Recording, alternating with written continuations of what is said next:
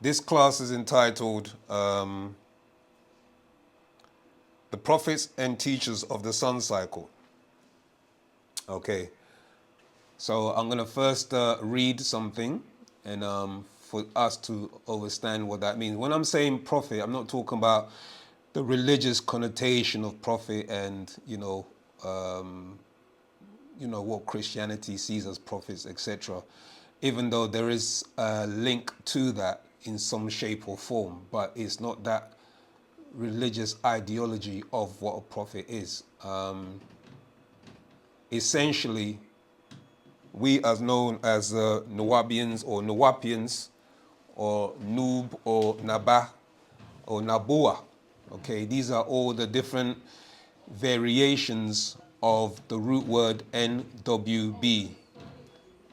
And within NWB, okay, you get the various different variations of the word that translates as somebody who informs or somebody who foretells and predicts. So that's the meaning of the name ties into who we are as a race or people, or as a people that have been endowed with the ability to, see interdimensionally or connect with the natural nature, the forces of natural nature. Okay, so Pala Babyanun has explained that we in this day and time are in what is referred to as the sun cycle.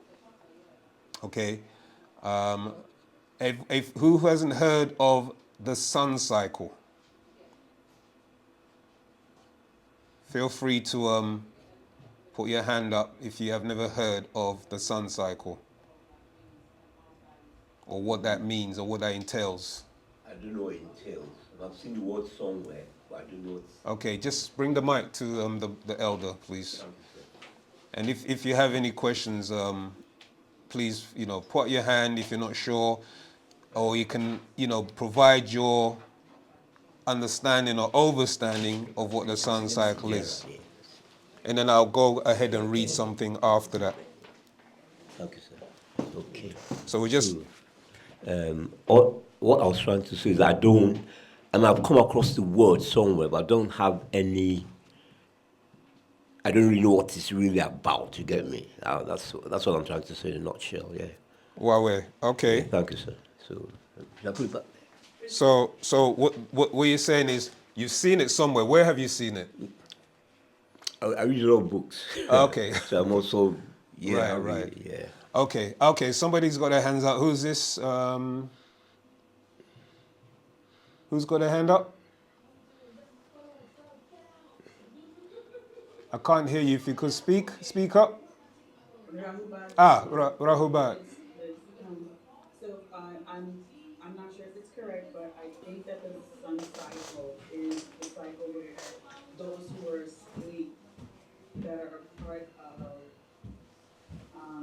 who are supposed to be awakened by Nabab Yamun, were awakened from the spell and learned into what it is to be part of wu-sabat. Correct me if I'm wrong. Tua. That's definitely the one of the highlights and points that is definitely important and to be made aware of. That, yeah. So you're not wrong at all. Anybody else? Any other takers on understanding the sun cycle? Yes, my brother, elder. If you could just speak into the mic for us, yeah. Hello, good evening. Good evening. Where am I today, please? Where are you today? Please. Okay, you're in a session that we hold every Saturday called Sabian Nuwapian Question and Answer class.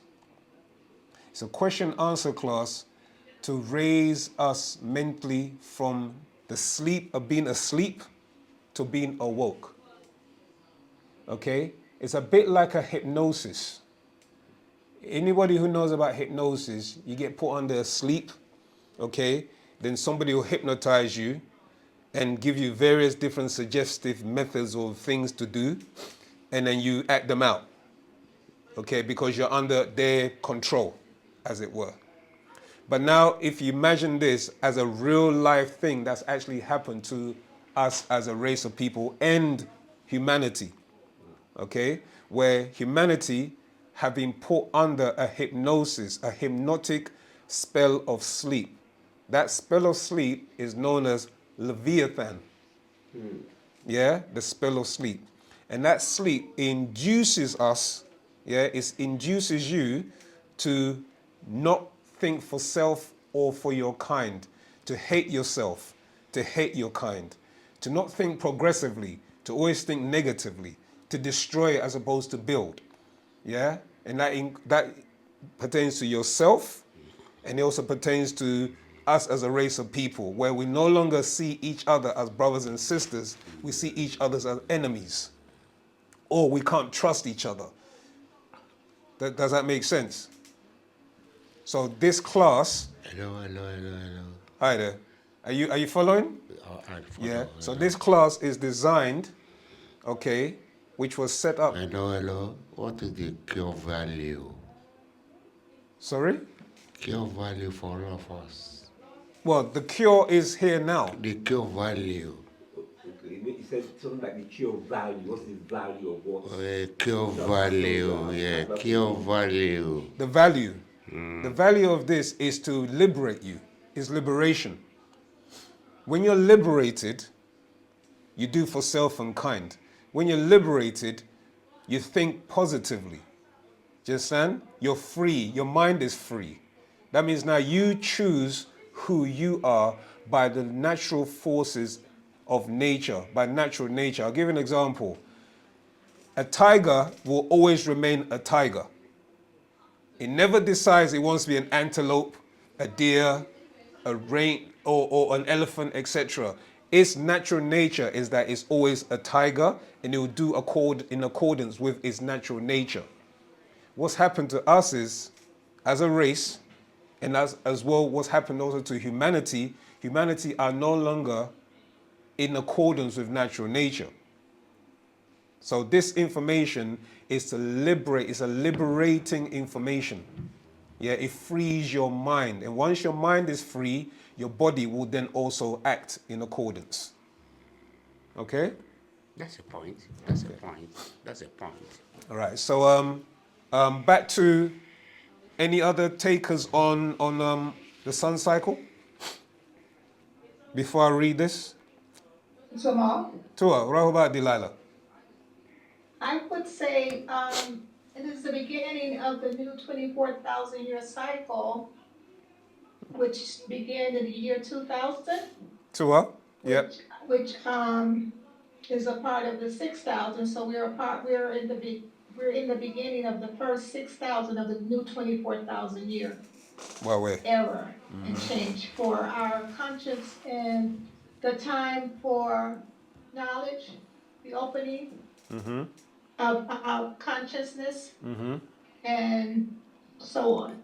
Well. Don't remember, your answers are not like wrong in any shape or form. Just trying to, this dialogue we're having is to just help stimulate, the mental faculties. Do you know what I'm saying? Because being that you're connected to higher mental frequencies, the way to stimulate the neurons of the brain is through questions.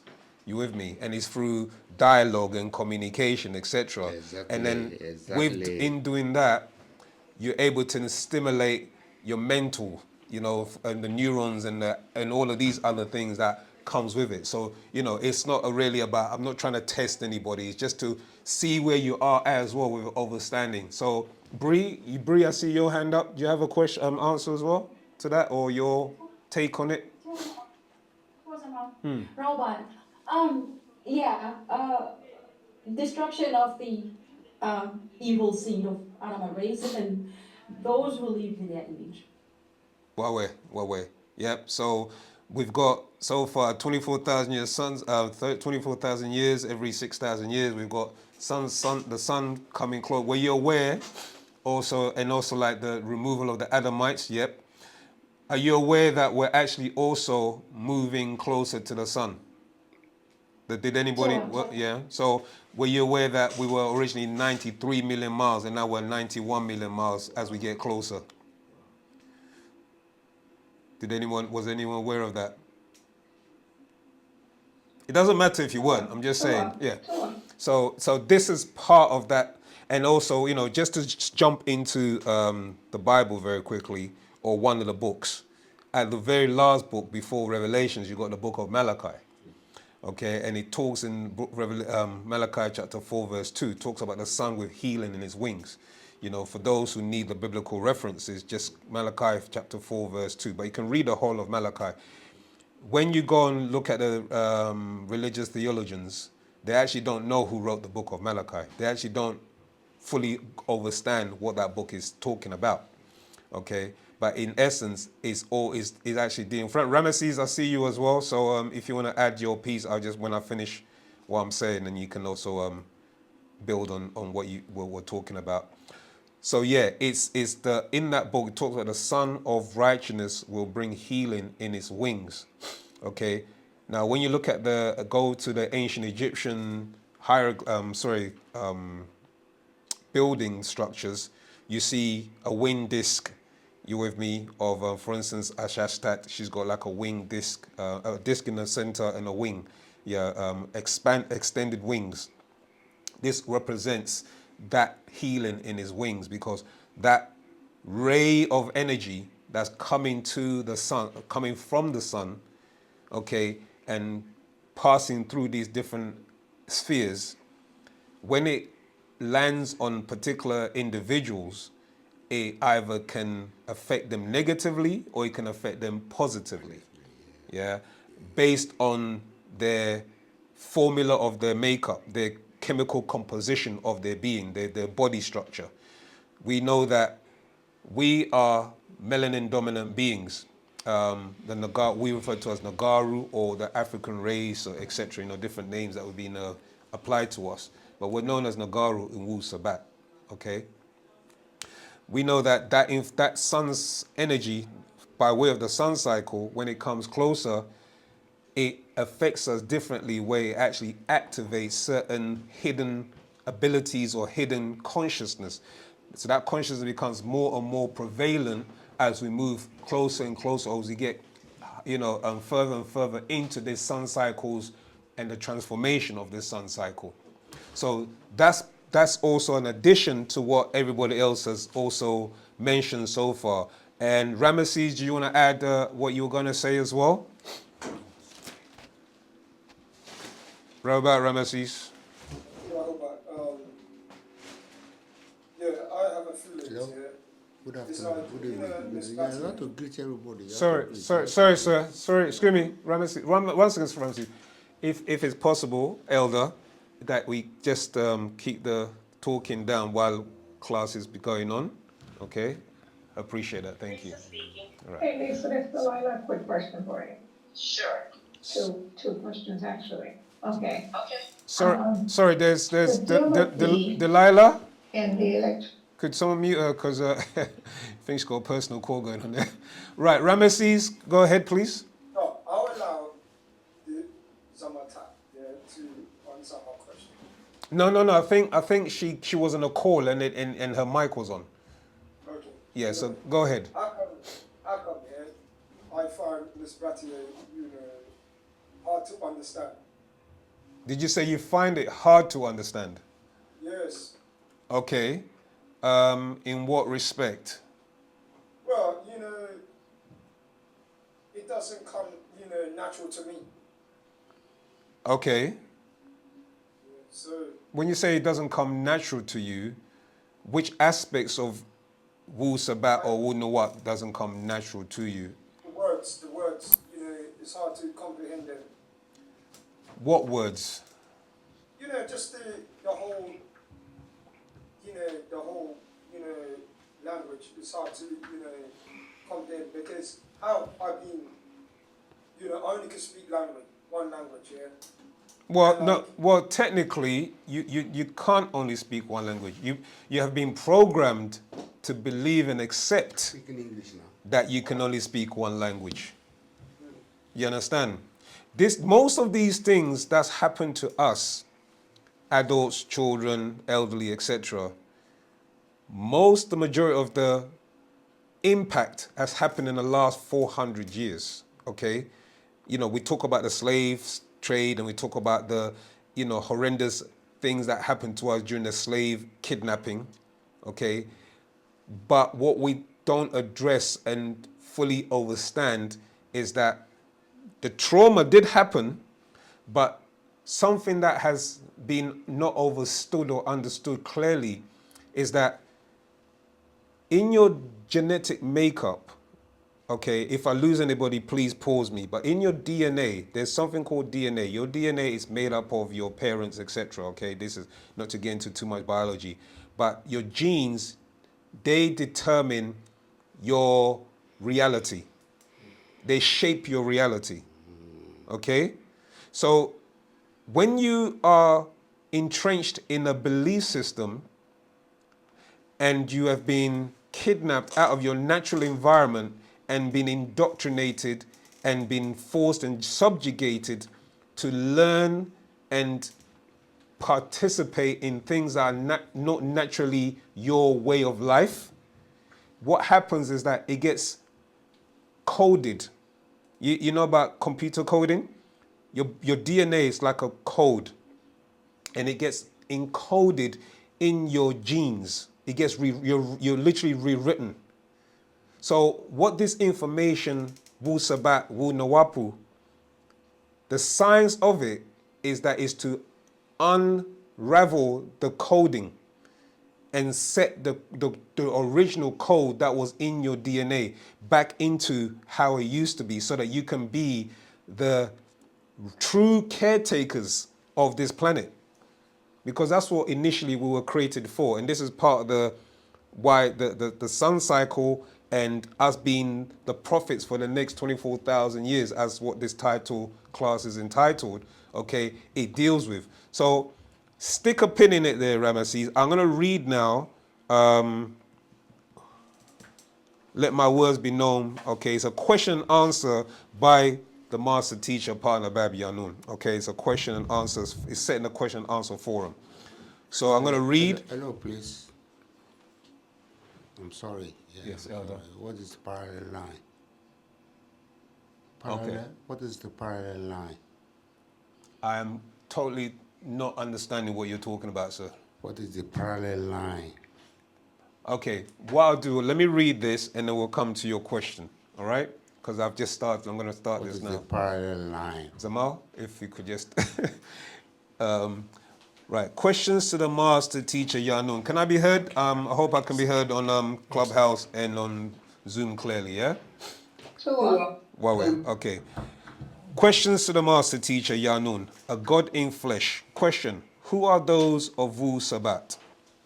Answer, Pa Hazus, the future. Question, what does that mean, Yanun? Answer, the word nupu or nuwu-bu, and for those who are taking notes, I will put this the spelling for you. So nupu is spelled N-O-O, Zamal, Tua. where are you reading from? It's scroll. It's not a scroll. It's a update that was given to us. So based on a question answer from the master teacher. Sure. Okay. So the word nupu, you find it in some books though. You find like some of the explanations in actual facts, the proof. You find that in also what else is there? There's a few. It's not coming to my head, but there's a few places you find what I'm reading. But essentially, this is a bit more in addition to what this particular class is about. So, what does that mean, Yanun? Answer. The word nupu, spelled N-O-O-P-O-O, or that's the pronunciation, nupu, or N-U-W-U-B-U, that's nuwu-bu. Okay? Now, was there as a test for those who know its true meaning? So he refers us to Revelation chapter 5, verse 9, and Revelation chapter 14, verse 3. Only those who know who I am are true Nawapians, or Nawabians know what it means. The letter P replaces the B in the Hebrew and Arabic. So if let's just go to Revelations for, let me share my screen so that you can, like I said, we also try and help our brothers and sisters who are also in that religious school to have a clearer understanding as well. So let's just go to,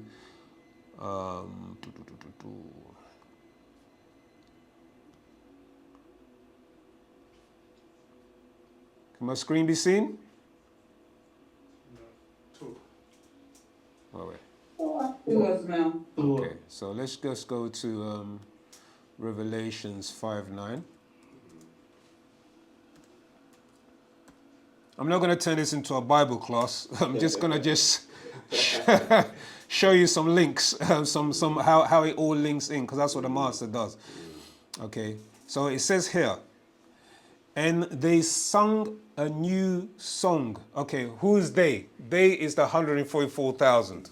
Okay, so when it talks about and they, it's referring to, there's, in Revelation talk about the 12 tribes, and these 12 tribes are symbolic of the different natures that came out of Israel. So you have Simeon, Reuben, Levi, etc., etc. But it's not talking about that literal tribes. It's talking about their nature and their characteristics. So out of those 144,000, their nature and their characteristics, it refers to Revelation 5:9 as they sung a new song, saying, "Thou art worthy to take the book and to open the seals thereof. For thou wast slain and hast redeemed us to God," or we know as Elohim, or Theos, as they put here, "by thy blood out of," let me just move this out of the way, "out of every kindred and tongue and people and nation." Okay? Revelation 5 now, and it talks about a new song, is referring to the language that we're speaking now. Okay, if you know about the language we're speaking, I'm still explaining something, so yeah, I'm coming to you. Yeah, that new song that is being sung right now. I'm sorry, why are we fighting? The new song that we're teaching, about now. Yeah, why are we fighting? Israel.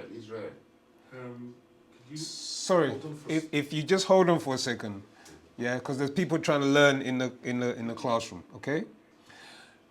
This is actually talking about the language, okay, Miss Batia, or Sabaik. That's the language, that's the new song. And once you start to sing this new song or speak the language, it shows it will able to free your mind, because that's part of the spell. The spell is in the language. So this is referring to, in Revelation 5:9, as that new song. The language, because language is not just a form of just communication between one person and another, or Different languages. yeah, language is actually a song. Every time you're speaking, you're actually singing. Okay? And that particular song that is being sung, because there's a tone and a vibration and a frequency, it actually alters the way you see and perceive things. Okay? Likewise, the English language, that's also a form of music. And it takes you out of alignment with your true nature when you're speaking the English language. So that's why we are now speaking our language, which brings us in alignment with our true nature and our ancestors who are linked to us by this language. Okay? So that's what that's referring to there. And also on 14:3, Revelations 14:3.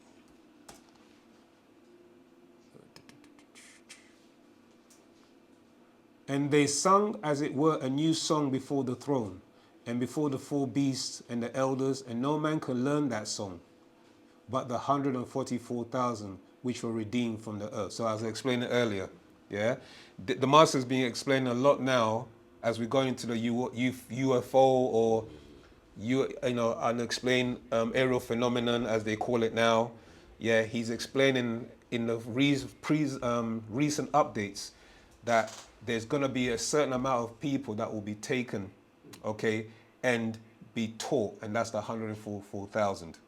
these children or these ones that have turned themselves inside out, they've cleaned themselves inside out and purified their being, and to the point where they're worthy to be taken and to be taught. So we are all in the process, those who want to learn their true culture, those who want to turn themselves inside out, those who want to purify themselves. Okay, I'm not talking about a baptism, as in you go into water and then somebody pours water over you and now you're purified. Okay, or you're being baptized by fire. Okay, as they do in the Pentecostal churches, etc. I'm not talking about that kind of purification. Why are we fighting? Yeah. Please, why are we fighting? I'm going to be very polite, Elder. Yeah. Elder, if you could just contain yourself for a few more minutes, yeah? So where was I now? Yeah, so regarding this purification, it starts with the individual first learning about their body and learning about what external things affect their minds, and also how to purify their bodies, from all the intoxicants. We eat ourselves. Why do we eat ourselves? Zama, if After you the could, class. maybe we'd have to escort the elder out, because, or have a quick word in his ear. Yeah. So what this is the purification and the removing of toxins and all the different things that we've built up over the years, unbeknown to us, because most of the times we do things involuntary. And this goes back to what I was saying earlier, Talk to us. okay, regarding that hypnosis.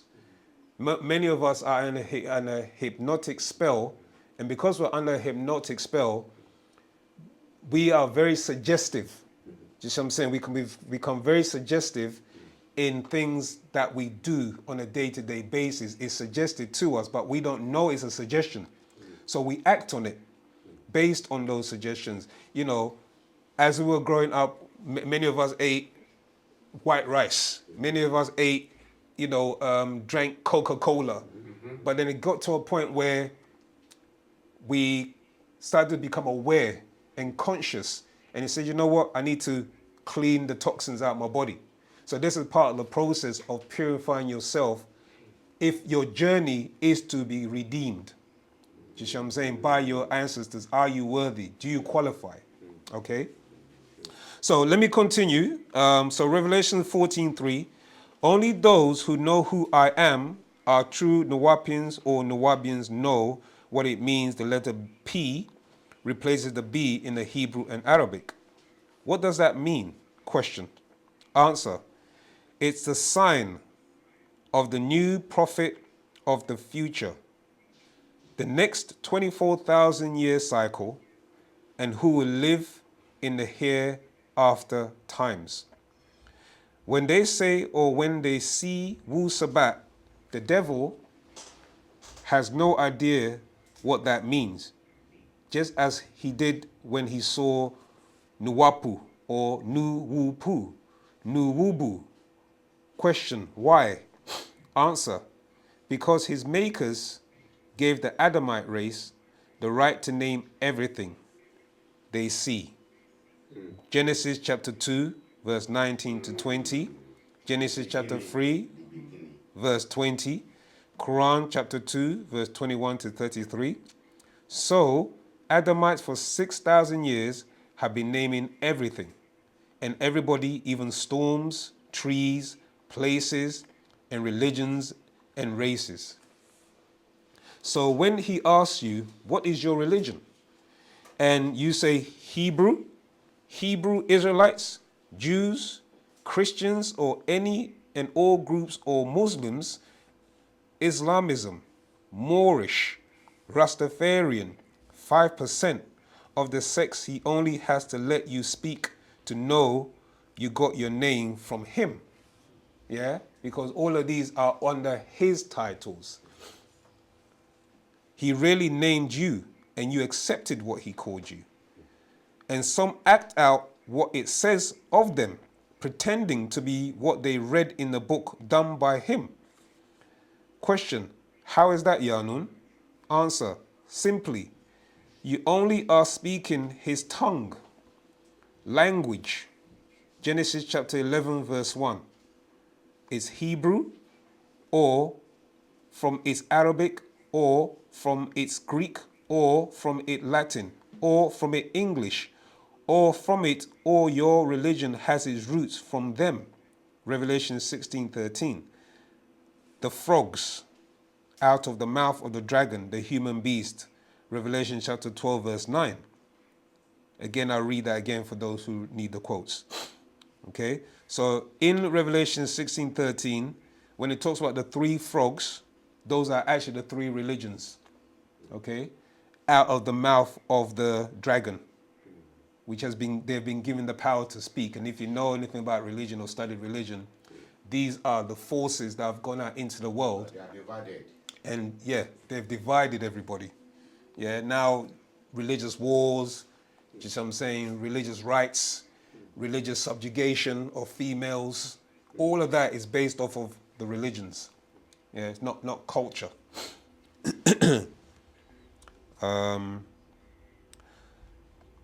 The three frogs are Mosesism, Jesusism, and Mohammedism. So as soon as you tell them your religious affiliation, they know what they gave you to believe. Question: but what about Nawapians or wu-sabat? Don't they know what it means, Master Teacher? Answer: over the years, from the 60s, they saw these letters, Afru-u-nu. By Afro, they felt it must be Nagar-nadu, Negroid. Yet they did not recognize the word or what was meant by it and what came with it. So anyone who's been studying knows that one of the first publications of the Master Teacher was under that pen name, Afro-Unu. And another name that he went by was also Amun Nubi Ruach Patah. Okay, so that was in the early 60s, early 63 up to 67, where he was known by that title.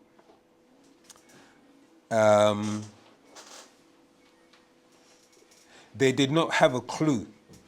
Then Nupu to Nupu, N-U-P-U, I only left crumbs for the hungry because I know those Negroes who want to make money anyway. They came out and will pick up the crumbs and try to pretend to be the real thing as the race of Caucasoids or Kakas Nadu devils looked on. Question: why are they looking on, Master? Answer: because the devil dragon knew this. Did not come out his mouth. He knew it did not come out of his mouth. He did not name it. So I put out Nubian or Nagaru Salal, Negroid race, all started using Nubian. So if you ever heard that term, the Master Teacher, the one that put it out into the world. Yeah. Nubian, and it was close to the word Nuwapian, just as Nuwapic or Nubic is close to the word New Arabic. So now, if you, like I said, the B and the P are interchangeable. So if you now look at some of the words when you say New Arabic and you put the words close together, you start to see a pattern and a similarity. So this New Arabic, or when we speak it, people say like, oh, that sounds a bit like Arabic, or that sounds a bit like Hebrew, because the original language is where these different dialects, they're not languages, they're dialects. These different dialects got it from the root of the language, and that language, yeah, that language is Nuwapic. Okay.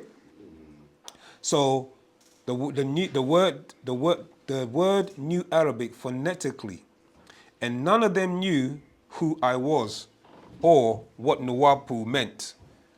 I told those who sat with me to learn that I came giving you what you wanted, religion, until you learn to want what I came to give, wu-sabat. And now, after the year 2000 AD, is that day, is that time for the right reasoning. Question: so are you given that now? Answer: I was given it back in 1963 AD onto 1970 AD when I noticed by the questions that an Nuwabat, the spell of Where are you religion, going? was overtaking my people. They live by only trust. They live by only faith, belief, and not facts, truth, confirmation. So I had to change my approach and take them by the hand and walk them step by step through the three major religions that had them interested. So I called them Sufi, for pure ones. Revelation chapter 14, verse 4. They said pure Sufi backwards. So I understood what they did not understand and began to answer their questions and show them actions, dress, dialect, symbols, drawings, each of the religions they were under the spell of ignorance, yet time was my problem. So I started to write 360 questions of each of them, then translated their books. And then to end with Mosesism, Christianism, Mohammedanism, 3 books. So I could move on with Nuwapu to wu-sabat, Sabianism. I'll pause there. Are there any questions on that particular read? Wow. Okay, Wawe, Zamal, go ahead. Rahubat Mulbat. Rahubat. Um, I've been questioning myself, like, what does the master teacher mean when he says the three religions are frogs? In what sense? Okay. Frogs is a symbolic meaning for that, what frogs represent. Do you see what I'm saying? Wow. In the ancient symbolic meaning, you had frogs that represented like negative forces, okay? Wow. And then Like you the have, plagues. sorry? Like the plagues Yeah, exactly. And you had a symbol of the ibis bird, a bird that will consume reptiles or lizards or anything to do with that particular type of characteristics. Okay, Wow. so these were symbolic. So that when you look at the ibis bird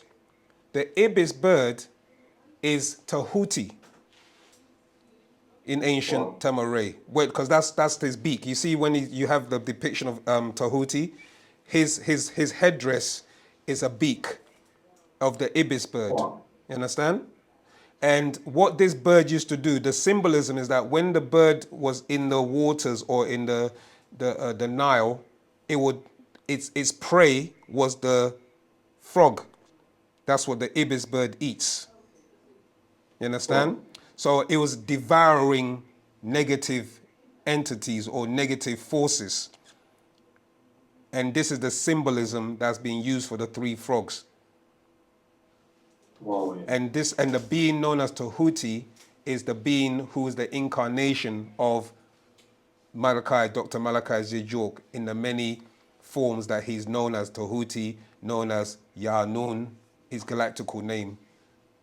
Okay, that's his job. He's what is known as, when you look at the ibis bird does his hunting at night or in the shadow or in the moon cycle. And the moon cycle is when Yanun incarnated at the very ending of the moon cycle to devour or to destroy the powers or the forces of 6 ether. So this is all the symbolism, or not all of it, but this is part of the symbolism of who this being is and why the 3 frogs are being used. There are a lot of people talk. Okay. A lot of people talk. Right. So I'll continue. I have another question. Yeah, go ahead. Okay. The book of Malachi in the Bible, as you said, they didn't know who wrote it. Mm-hmm. But like the question is, Since the Bible was gathered by the Nicene Council and all that, why did they decide to include that? Since it doesn't talk about them, or maybe they were trying to usurp the identity of saying that maybe it was talking about them. I don't know. No, if you actually read it, it talks about certain tribes that will be eliminated. You with me? I think it's one of them. Yeah, so one of them will be like Esau, etc. So these were tribes that were going to be eliminated from the face of Yahweh or the Lord.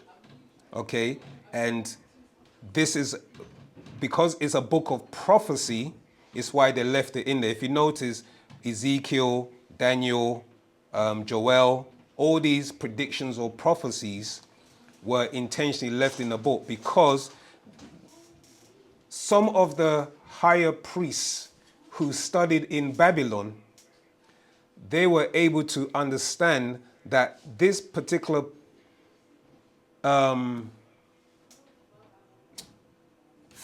what's it called? Destination or fate that was going to happen to them. They knew that there was going to be a time where their time will be, it would be next for them to be expired, to be removed off the planet.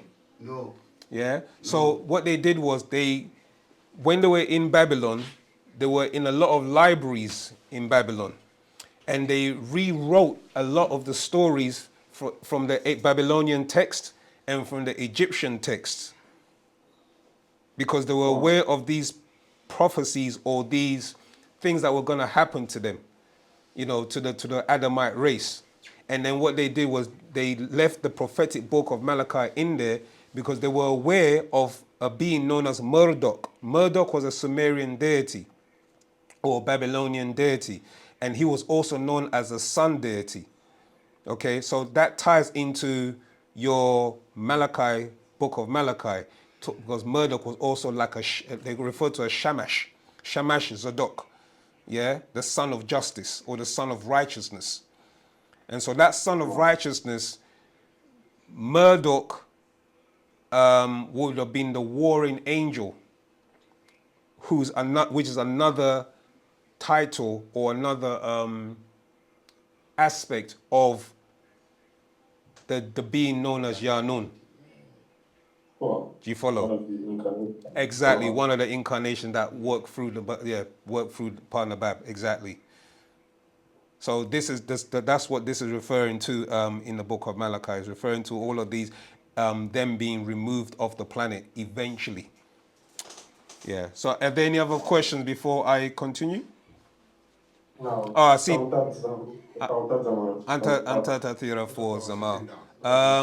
Diana? Zama, we have Diana Yeah. with her hand raised. Diana, I see your hand up if you ask your question. Greetings, sir. I do have a question. I'm wondering, why does the wu-sabat culture use the Bible as reference, even though the Bible's got a lot of inconsistencies? Why is it that it's still being used? I'm gonna give you yep. I won't even go into a dialogue or diatribe about it. I'll give you a very simple explanation. Have you ever heard of the measles, a vaccination before? You ever heard of a vaccination? Yes, I have. Right. What do you have to do with a vaccination if somebody's contracted a virus or disease? Yeah. You have to use a small portion of that virus or bacterium, you see what I'm saying, so the body can become what to it? Immune. It builds up an immune system, a defense system. You understand? So wu-sabat is the cure. But in order for us to be cured of wu-sabat, be cured of the six ether forces and the spell of religion, we have to also take a piece of that poison. Do you see what I'm saying? So that we can then start to know. So why the master teacher teaches the way he does is because, as I was reading earlier, I don't know if you caught all of the reading properly, but he came giving us right knowledge. But religion was the spell. So he had to, he realized that because this is the spell, he walked us through it. And he made us, not made us in the sense of he forced us, but in order for us to break the spell, we lived the culture of each religion. Do you see what I'm saying? So we knew it inside out. And then we realized where he was taking us. We realized that this is not the God of the Bible, the God of the Quran, or the Allah of the Quran, the Yahweh of the Hebrews, etc. That wasn't us. But he had to systematically show us in the books by giving us references and points to show us that, hold on, this is not you.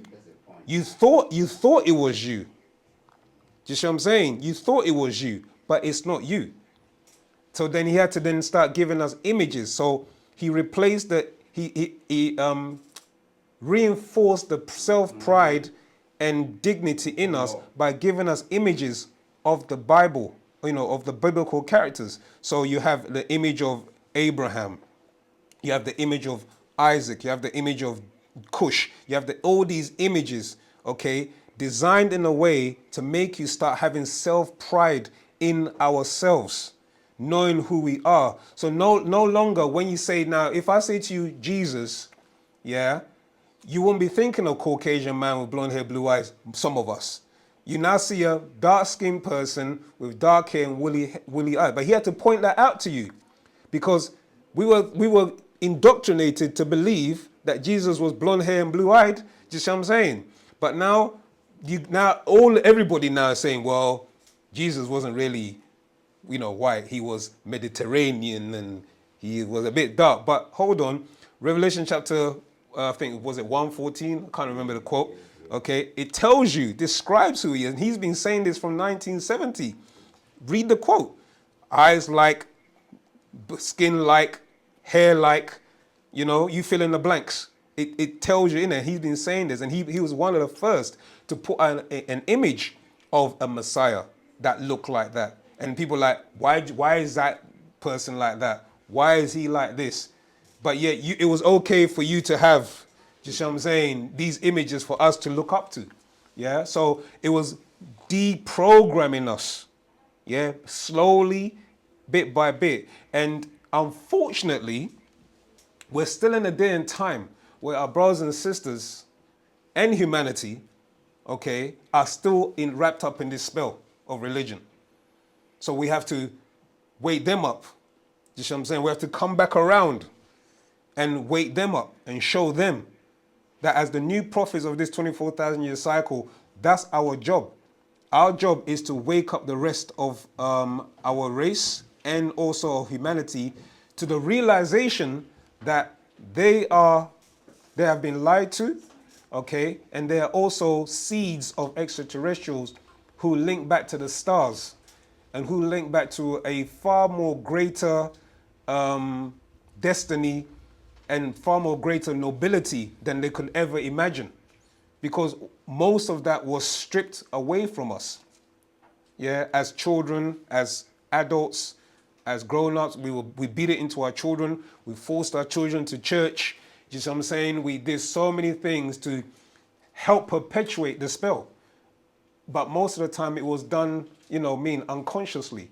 We didn't really question it because we were taught not to question. Because one of the things that they did with us is don't look at the slave master in his eyes. Look down, don't question. Then they gave us a priest who looked like us, who would be put, it's all this psychological brain dirtying, because they say brainwashing, which is actually wrong, because when you're washing something, you make it clean.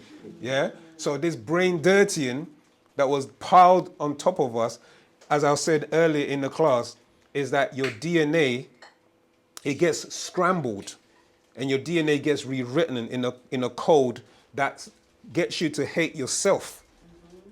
You understand? And so this is why, and this is the reason why we have to keep using the quotes and references until you are able to eventually wean yourself off the religious belief system and then embrace your true heritage and your true culture of who you are, and stand proud and walk tall to know this is who you are. Do you see what I'm saying? Because now you can say, I'm a Nuwapian, and they can't find it in their definitionaries. They have to come to us now to say, what does that mean? Not, oh, you are that cult, or you are that group that they have defined. Because they can't define us when we say we're Nuwapians. They can't define Sabian. Well, who are you? What's Sabian? You with me? And Sabian means Sabian, just like European means European. Yeah, you don't give me your explanation of who you are, etc. So we just say, yeah, so that's who we are. Okay? Does that make sense? Yes, please. I have a question. One second. Let me continue. So I hope that that clears up your journey in the sense of having a more thorough or grasping a more understanding. Okay. I don't know. I need a acknowledgement before I move on. Yes, thank you very much, sir. You've made it very clear. Okay, Thank you. my sister.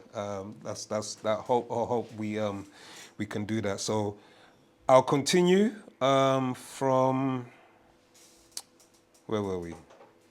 Can I ask a quick question? Yeah, of course, my Because sister. Yeah. I'm writing down notes. Yeah. You said in Revelations it explains what? Oh, sorry. Yeah, if you could use the mic. Don't be shy. Don't be shy. You said that in Revelations it explains what Jesus looked like. Oh, okay. You want like that quote, yeah? Yeah. Should I read it out? No, I just wanted the chapter and the verse. Sure. It's if correct me if I'm wrong. Revelation chapter 1 verse 14. Yeah.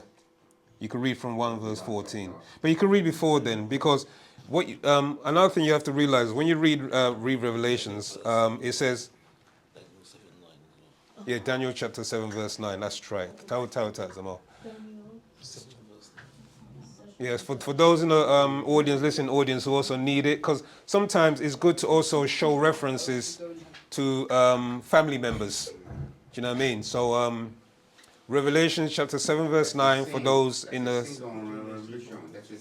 Sorry, Daniel chapter 7 verse 9 and Revelation chapter 1 verse 14. That chapter. Okay, right. So this gives you the description and image of the Ancient of Days. People do mistake the Ancient of Days as Yeshua or Jesus, because there's a semblance and a resemblance of them. You understand? Because when you actually read it, it says, the revelations of the Messiah, I'll put Yeshua, yeah, that was given to him, which he sent and signified it by his angel. Yeah, so the word there, the word for his angel is the word Malachi. So when you're saying his angel, if I was to say in the first person, I would say my angel. When you're going to look up the name Malachi, that's what it means, my angel. You see? So Malachi, the last prophetic book before Revelation, is who? Malachi. So he wrote that book, and Yeshua, by way of prophecy, sent him to explain to John what was about to come to pass for the Adamites, not for the whole world. This was a prophetic book to tell you that this is what's going to happen to the Adamites.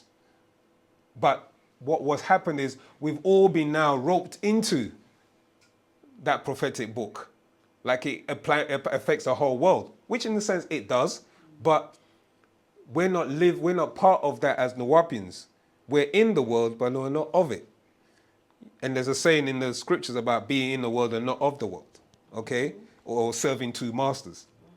So this is in reference to the fact that you're supposed to become a particular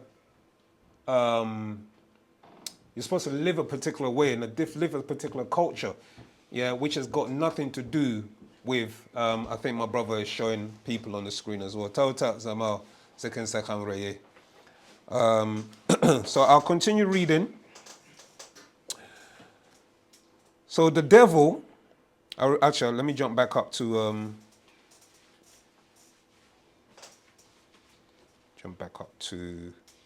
the question again. Question. So are you given that now is the question. Answer. I was given it back in 1963 AD onto 1970 AD when I noticed by the questions, so we were asking questions and it's always pertaining to a religious aspect.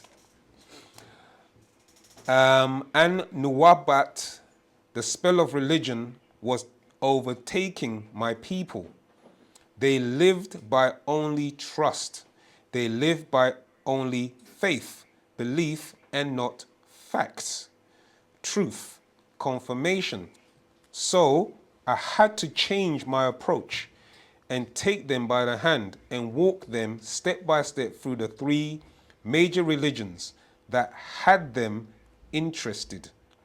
So I called them Sufi for pure ones, Revelations 14 verse 4.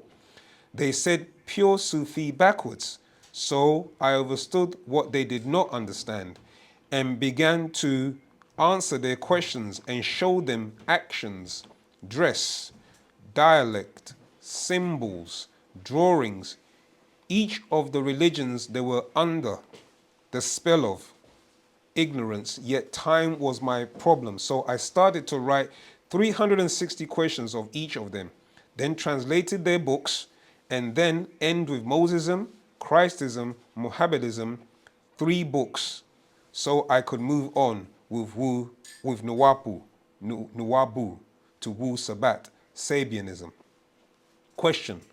So the devil doesn't know what that means? Answer. That is the actual fact. They were confused. And when they saw our symbol, a 6-pointed star with a crescent, if anyone now has been seeing our new symbol, is a 6-pointed star and crescent. New Nawapian Islamic Hebrews, okay? Because as I was mentioning, there's still those who are still in the, I'll give an example, in the desert, yeah, who have dropped and they still need to be picked up. So imagine we're 30 years in the desert, okay? And our brothers and sisters, some of them have got weary and they've dropped behind. So they're not following along with this information. We have to rally back down and get them and pick them up. Yeah, because there's still, like I said, there's a lot of brothers and sisters, and it's our job. This is a 24,000 year cycle as the new prophets. Our job is to wake them up. Okay. So the 6-pointed star with a crescent and Ankh cross that confused them, yet attracted all of them, and they understood as pure Sufi, Nubian, Islamic Hebrews, Ansarullah community, Sons of the Green Light, Ancient Mystic Order of Melchizedek, Ancient Egyptian Order, then onto Masonic Order, Shrine Temple, and Yamasi, Native American tribes. They, the race of devils, was satisfied. Question. So, Master Teacher, what changed? Answer.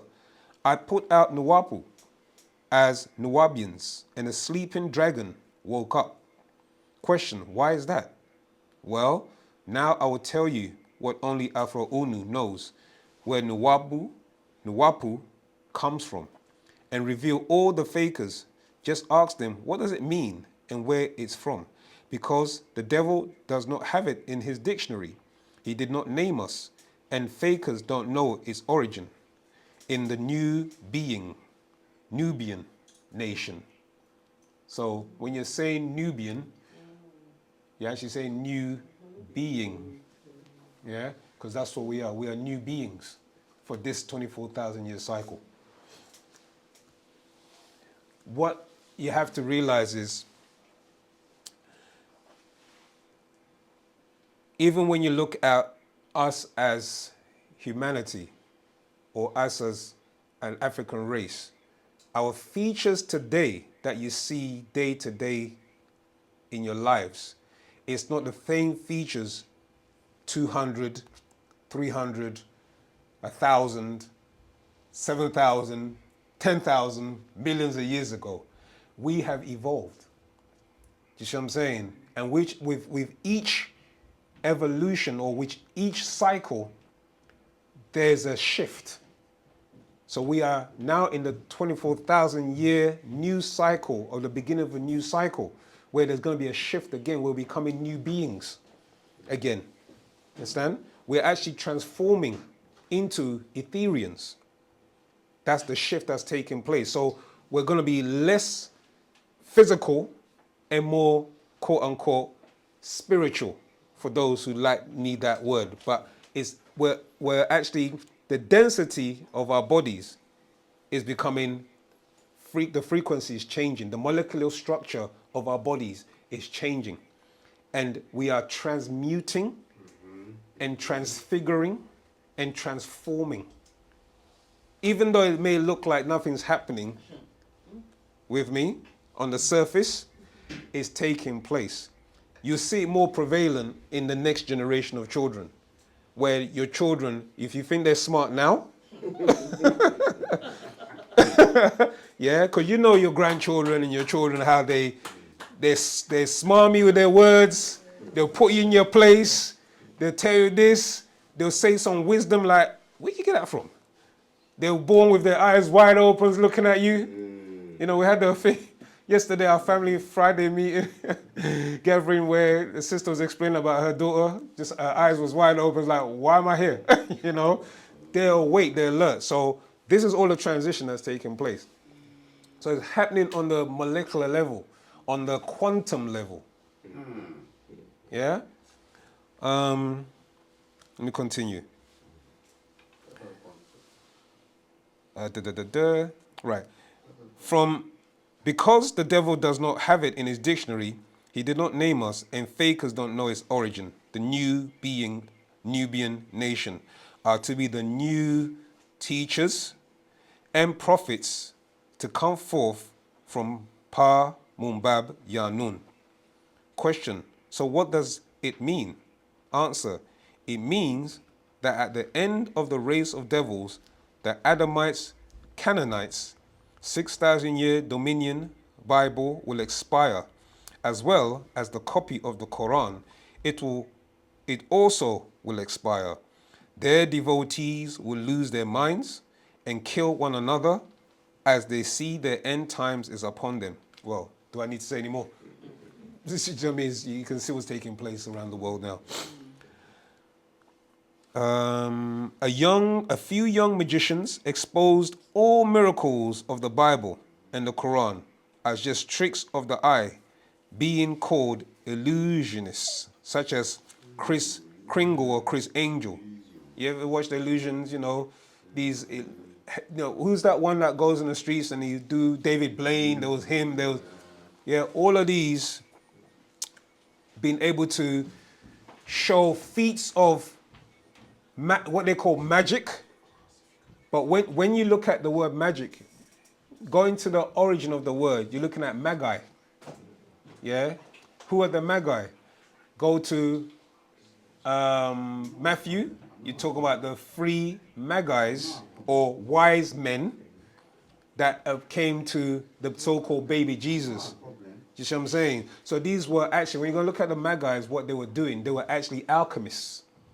And so these alchemists is what now these magicians, what they call magicians today, are literally doing. They're able to, do so-called superhuman feats, and illusions and trickery of the eye, etc., which Moses was supposed to be doing. But it's now been proven that it's just all smokes and mirrors. So with mind freaks, he did in the public. Sorry, I'll read again. With such as Chris Angel, or with mind freaks, he did in the public what Jesus did. And remember who came to Jesus' birth. Matthew chapter 2, verse 1 and 2:7. The Magi, or Magos. Genesis 41, verse 8. Exodus 7:11. So again, for those who need the quotes. So magicians existed and taught Moses, Acts chapter 7, verse 22 to 23. Matthew chapter 2, verse 15, Hosea, chapter 11, verse 1. And now that the end has come upon them, they are or were looking for what they called the Black Messiah. Many Negroids wanted to be that one, yet, as you see in 2022 AD, all of them are gone dead, sick or dying. Only one still stands, me, strong, while in the belly of the beast, like John in prison in the Isles of Patmos, Revelation chapter 1, verse 9. The prison in the wilderness of North America, and the devil finally knows who the real Mukhlas, the savior, Al-Muadel, the just one. Nuwapu comes from the word Nuba, which means prophet, prophesies, and that Nuwapians will be the prophets of the future, without beginning, without end. Okay, so that was the class. I don't really like doing my classes very long, just so we get to the point. If there's any questions on that or anything else, please feel free to ask. General question. Respect. God bless. God bless. Rahubat, Moisar. Yes, Elder, you have a question.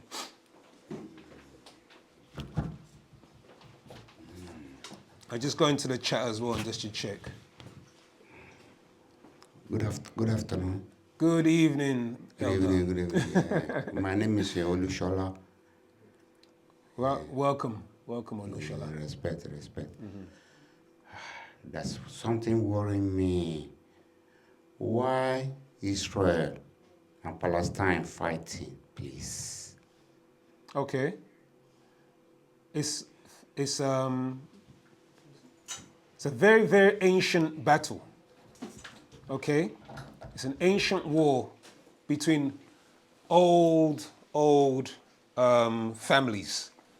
It's a war of two families and many tribes that have been in that area trying to protect that land or have that land.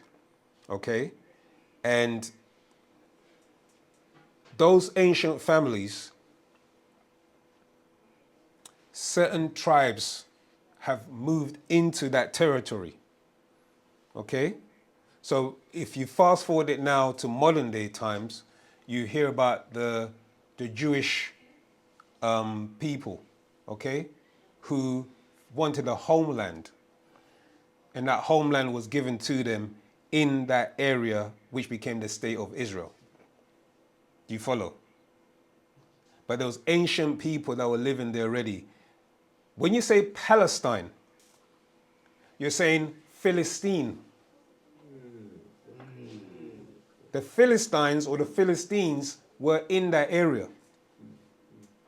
Then you had the Canaanites, okay? There was two types of Canaanites.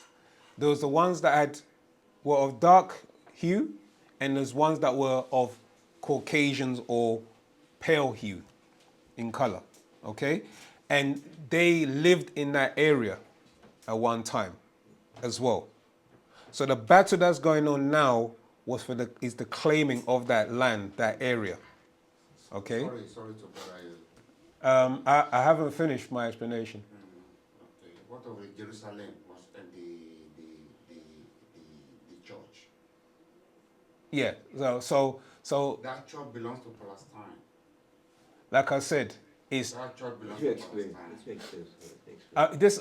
this is not here for a debate or an argument. I'm just gonna give you the facts. What you do is you go and research and find out, okay, to confirm what I'm saying. This is why we say that we don't preach, we teach.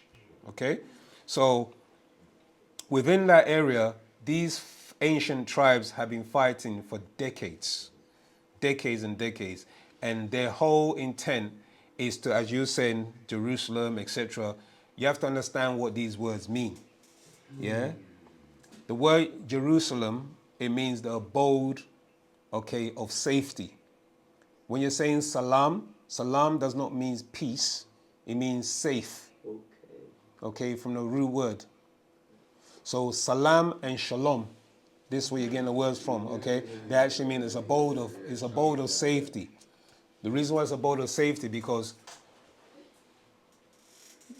the Canaanites or Admaites, also known as the Adamites, who were created by a group or species in the Bible, they refer to them as Elohim. In the Chaldean, the Akkadian, the Babylonian, they refer to as Anu-Tu, or the name Anunnaki. And these ancient civilizations, they were responsible for creating and grafting the Adamites. One of them that came from that graftation was known as Canaan. This is where you get the name Canaanites. Canaan, in the book of Genesis, lists his name and his tribe and his family. But what happened was they moved to from the lower lands to the higher lands in a region now called today the Caucasus Mountains. Okay? Due to his lack of melanin. He was born an albino. So due to the lack of melanin, he moved to the higher lands from the lower lands. That's why his name is called Canaan. The word Canaan, when you look it up, means low lander. Okay? And he moved to the higher lands. And he then, with his family, living in the Caucasus region, after hundreds of years, extraterrestrials, these entities known as the Anunnaki, these entities known as Pleiadians, these entities known as Arconians, okay? These were advanced extraterrestrial civilizations that knew the science of genetics, how to manipulate genes, okay? And they were able to do it where some of them used those children of Canaan to mix their DNA. And then there was others who were disembodied and they were of energy that also incarnated into the sons of Canaan, the daughters of Canaan. So you had the wicked seed of the Canaanites, okay, who then migrated from the higher lands into the lower lands. The tribal names for them will be Amorite, Horite, Girgashite, Arvadite, Zemarite, etc., etc., etc. Now you know them as Celtics or Anglo-Saxons, Germans, French, Spanish, Italian. Same people, different titles. You see what I'm saying? And they speak a language that is also similar to them. It's called Indo-European. Okay? Look at the word. Indo denotes that is an Indian, it's an Indian origin. Yeah, the word Indo means it's from Indian origin. European means that these people, through graftation or through genetic mutation, became pale-skinned by race. Okay? Has anybody here seen an albino Hindu before? Or Asian? Just do a research on an albino Asian or albino, yeah? They have blonde hair and blue eyes. That's their trait. Yeah, when an albino Asian is born or Hindu is born, there's blonde hair and blue-eyed. Yeah, and very pale. Are they rest? So, yeah, so these are the genetic traits or genetic mutations that took place. And eventually, they mixed in. So these Canaanites, who are descended from the Adamites, all mixed in with the people in that area known as Palestine. Yeah, it tells you Abraham was in the land of the Canaanites at one time. Okay? And he said to his children, swear to the God of blah, blah, blah, blah, do not take any daughters of the children of the Canaanites. So he knew about their genetic traits. He knew about their origin. He knew about what was going on with them in their gene pool. So he said to his children, swear to me, don't take any child from the Canaanites. Okay? So anyway, but that's essentially what this whole fight is about. It's about land, it's about, who owns who, the original people that were there, the Philistines, etc. And you know about the Philistines because David had a fight with one of them according to your Bible. Yeah, Goliath. Yeah, and Goliath they say was 7 foot and change, and and David knocked him down with a stone. But that's actually a story going back to an ancient Egyptian story. It's a story called a Sinhu. If you look it up, Sinhue, Sinhui. Is actually a story talking about the same similar story you find in the book of Genesis about David and Goliath. Sinhue. Yeah, Sinhui. Can you tell us the story real quick? Tell you the story. What, of the story of Sinhui? Yeah. I can't remember the full thing. It's the similarities are there, and then that he was a big man of stature. Do you know what I mean? Sinhui, and then they had a battle, etc. Similar story that you've read in thing. It's a long time ago. I actually read the story, and I that's when I was trying to find the similarities, but I haven't read it since then. Do you know any book that have that story? Yeah, you can look up on. You can go now, Google, and you'll actually find the story. All right. So Yeah, the story still exists. No, it's not in the Bible. Well, what's happened is that I was going to say some, but a majority of your Bible stories are taken from ancient Egyptian mystery systems or ancient Egyptian stories or origin or Sumerian stories or origin. And what they've done is they've plagiarized it.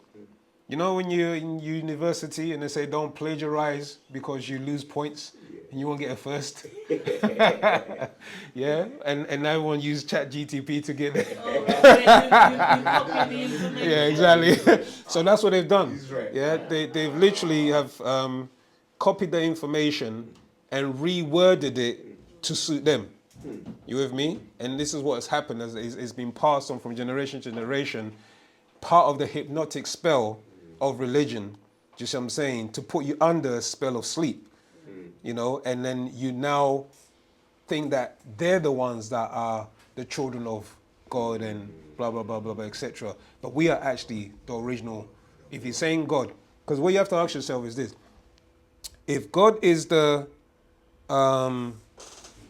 if God chose children, okay, between a good child and a bad child, and he was to give them all the riches in the world, where would he place them? All the natural resources in the world, where would he place his children? Where would that be? Where do you find the natural resources? Where do you find the richest resources? Nobody knows. No. Oh no. Africa. Yeah. Yeah? Majority of the resources, the richness, etc., is in Africa. Nobody knows. Yeah? Nobody Go to knows. Genesis, it tells you there was gold, bdellium, onyx, etc., etc. Africa. Yeah. So if we are, if the children of God, and he chose his best children, his favorite children, and blessed them, and he placed them in a place where there's riches and gold, where do we come from? So are we closer to God? Yes. Do you see what I'm saying? So it just begs to differ why we've been taught that we are not closer to God, or that we are, we should pray outside of ourselves to this unseen deity. And what Father Babi Yanun is explaining to us is, you are that deity. You are that God that everybody else has been looking for. We are the 24,000 year cycle prophets that's to come to bring this information. Because it's modern, we have to, as Nwapu's alive, it works with the times that it's in. So you will see that in ancient times, we were doing this. That's why I gave the example of the Magi's.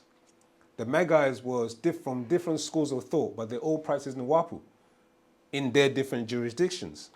You see, they all had certain abilities. They were all teachers in their jurisdictions. And this is what many people don't realize. The Magi's were not just, if you think about it, they just appeared one time and then disappeared. They were the protectors of certain secrets. They were protectors of certain special children, let's just say, that were being born. That's why they knew about this particular child, because they were watching the stars. Do you see what I'm saying? They were watching the stars to see a significant conjunction. And that conjunction that had taken place allowed them to then know where to go. And then if you think there was a star that was moving, let's just switch that to extraterrestrial craft. Because that craft was moving, and then it allowed them to see where the child was going to be. Because no stars move. When they said there's a star in the east, and they followed the star. Stars don't move. And then they said it came over the so-called manger, or wherever the case may be. That's your lovely story of saying it, but stars do not move. So it could only have been a craft, because it shone brightly. But you're gonna, what's that? What is it saying? What's it about? No, just refer to people to that. Oh, okay. Yeah. What does it tie into? No, basically in coming out, I think. But Oh, no, that's not appropriate for now. Okay, yeah, you can send that on later. Yes, my brother. Bit off topic question. Okay, no, this is a Q&A now, so go ahead. I've got two questions. Two. First question. When a Sabian transcend, are they able to, if when a Sabian transcend and they don't know how to speak the language Mispatia, are they able to automatically speak that in the other life? Or is it important to know Mispatia before you transcend? You've answered your question. The second one is important to learn Mispatia before you ascend. You with me? Yeah? Because it's just like there's levels. You with me? Sure. And as above, so below. So I'm going to use the analogy as here. Sure. You're going through different schools of learning. As you were in school, where you were in what they call it, nursery. Sure. Then you move to, what's the next thing after nursery? Yeah? Primary school, elementary, etc. You were proficient in the different levels, weren't you? Sure. So it's the same principle applies. Become proficient. Learn as much as you can, because that will determine where you're going. Sure. Okay. Understand? Sure. Yeah, and the more obviously that you learn and the impact, because if that was the case, then everybody will be then going to wherever, because you've just learned. So, because then this will be the ideology. Then this will be like, oh, I don't need to learn anything now. I'll just wait till I die, and then I'll just maybe read a couple of books of wu-sabat. In saying that, though, there's a paradox to that, because somebody could be in wu-sabat for 30, 40 years. Do you see what I'm saying? And someone could come in like 5 minutes ago. But based on the level of where they're at and how they quickly grasp it and apply it to their life, that person who's going to be in 40 years might have got complacent. Do you see what I'm saying? I know it all. I think I'm this. I don't need to do that. Yeah? That could come with, that's part of the ego, checking your ego. While somebody who's new and has been in it, I'm just using 5 minutes as an example, but hasn't been in it for a long time, but is studious, wants to know this, wants to know that, is asking questions, is applying the culture and the doctrine to their life. Do you see what I'm saying? And letting it work through them. That person, I'm not saying, I'm not the one that writes I'm not the pen. So I don't write the name. The only being that knows the name are your ascending masters and your descending masters and the master teacher, Yanun. That's the only one whose name, who know whose name is in the book of life. But wouldn't you rather give yourself the best opportunity that you can Do you get what I'm saying? To be in that book of life by being a student, studying, applying, learning, unity, gathering, learning the language, etc.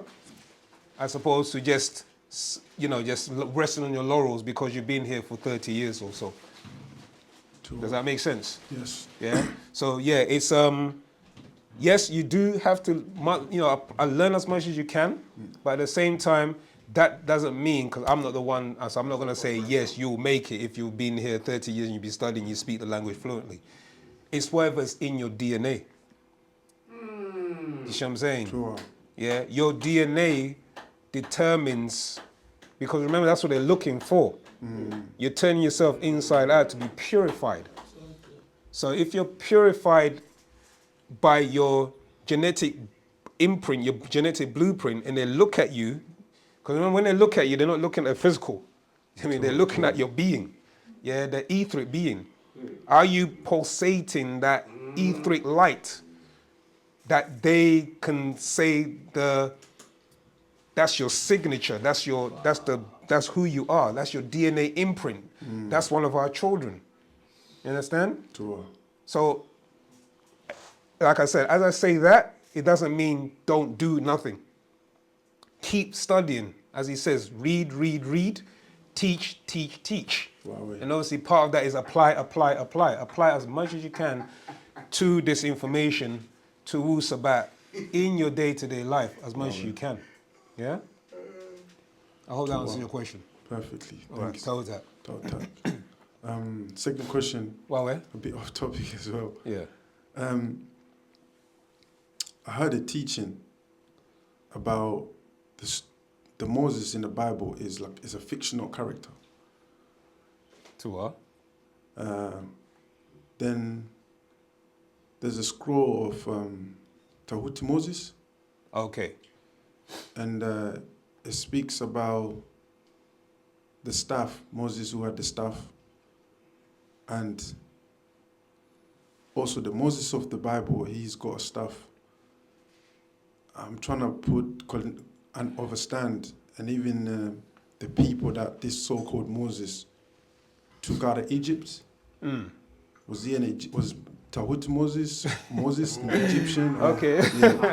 Okay. I can understand. That's what I say. There's so many layers to this. This is why I said that when the Hyksos or the Habiru, who you know as the Hebrews, okay, were residing in an area known as Goshen, which was a province of Egypt. So it wasn't in Egypt. They didn't rule the whole of Egypt. It's like you live in Croydon, but you say you lived in the whole of UK. Sure. You understand? You live in a portion of the UK, so you can be British, yeah, but you didn't live in the whole of the UK. Do you see what I'm saying? Your whole family didn't live in the whole of the UK. You live in a particular spot. So this land of Goshen that they lived in was a province of Egypt, or Tamaray. Yeah? Now, the mystery schools that the Israelites, remember there were 66 Israelites, okay. That left their area. I can't remember where they were, okay, Padan Aram or one of them places. They left and they sojourned into Egypt. There were 66. Do you know how many left Egypt? No. Over 600,000. So you do the maths. Over 430 years. So you live in the UK, let's say the Windrush generation. How many years? 70 years, 80 years in the Windrush? Maybe a little bit more? Yeah? How many generations have gone to school? Yeah? Have bought houses, listen to the music, eat the foods. You see what I'm saying? It's now embedded as a culture to be British. Okay? Likewise, the ancient Israelites, who were us dark-skinned anyway, they weren't, you know what I mean? There was the Canaanite version and there was the dark-skinned version, and they mixed. Do you follow? Yeah? They became your Hyksos. Some of them were initiated into schools. This is where you get your Moses story. Wow. And he was initiated under the deity Tahuti. Wow. All of them You follow? became- all of them So became- he became known as... Jesus. All of them became Zama. Just speak to him. Yeah, he became known as Tahuti Mus. Yeah? Wow. Okay, and the word Mus or Masas mean born of the deity Tahuti. That's what the word Moses translates as. When you say, they say translate Moses as being carried in a wreath or basket. That's what they translate. Wow. But the actual name is coming from the word Masas, which means child. Wow. So when you're actually saying Tahuti Masas, which was translate, the literal translation of that would be child born of Tahuti. Wow. You understand? So this Tahuti Mus was a student. And he was given a shoba, a staff, okay, for the Israelites to help them, like raise them and teach them. Wow. You follow? Tua. And that story became your Exodus story. Tua. Are you following? Wow. Yeah? Tua. Let me finish. Then there was a aspect to that because you had two Nubian warriors, pharaohs, who were also part of the exile of the tribe known as the Shashashu or the Hyksos. Yeah? Wow. So you had the Israelites and you had the Hyksos. Because they merged and became like mixed together, you'll have an overlay of stories. Wow. So your Hyksos were removed by two brothers, Ahmos and Kahmos. Wow. Yeah, Ahmos, again, Masas, born of the deity Aha, the moon. Kahmos, born of the deity Ka'a, the spirit. So these two different pharaohs or brothers also exiled the Hyksos. And the Hyksos are your Canaanites of your Bible. Wow. Do you follow? Tua. Yeah? And the Israelites, they had the initiated person who was your Moses character, which was Tahuti Moses. So the two stories got merged. So when you hear about the Exodus and that they were chased and Ramesses chased them and they went into the desert, you're reading two stories, parallel stories, but they've been merged together because they didn't want you to get the true actual facts. This is why Partner Babyanun is here, to give you the actual facts. Wow. You understand? So yeah, so it's Ahmos and Kahmos, and you had Tahuti Moses.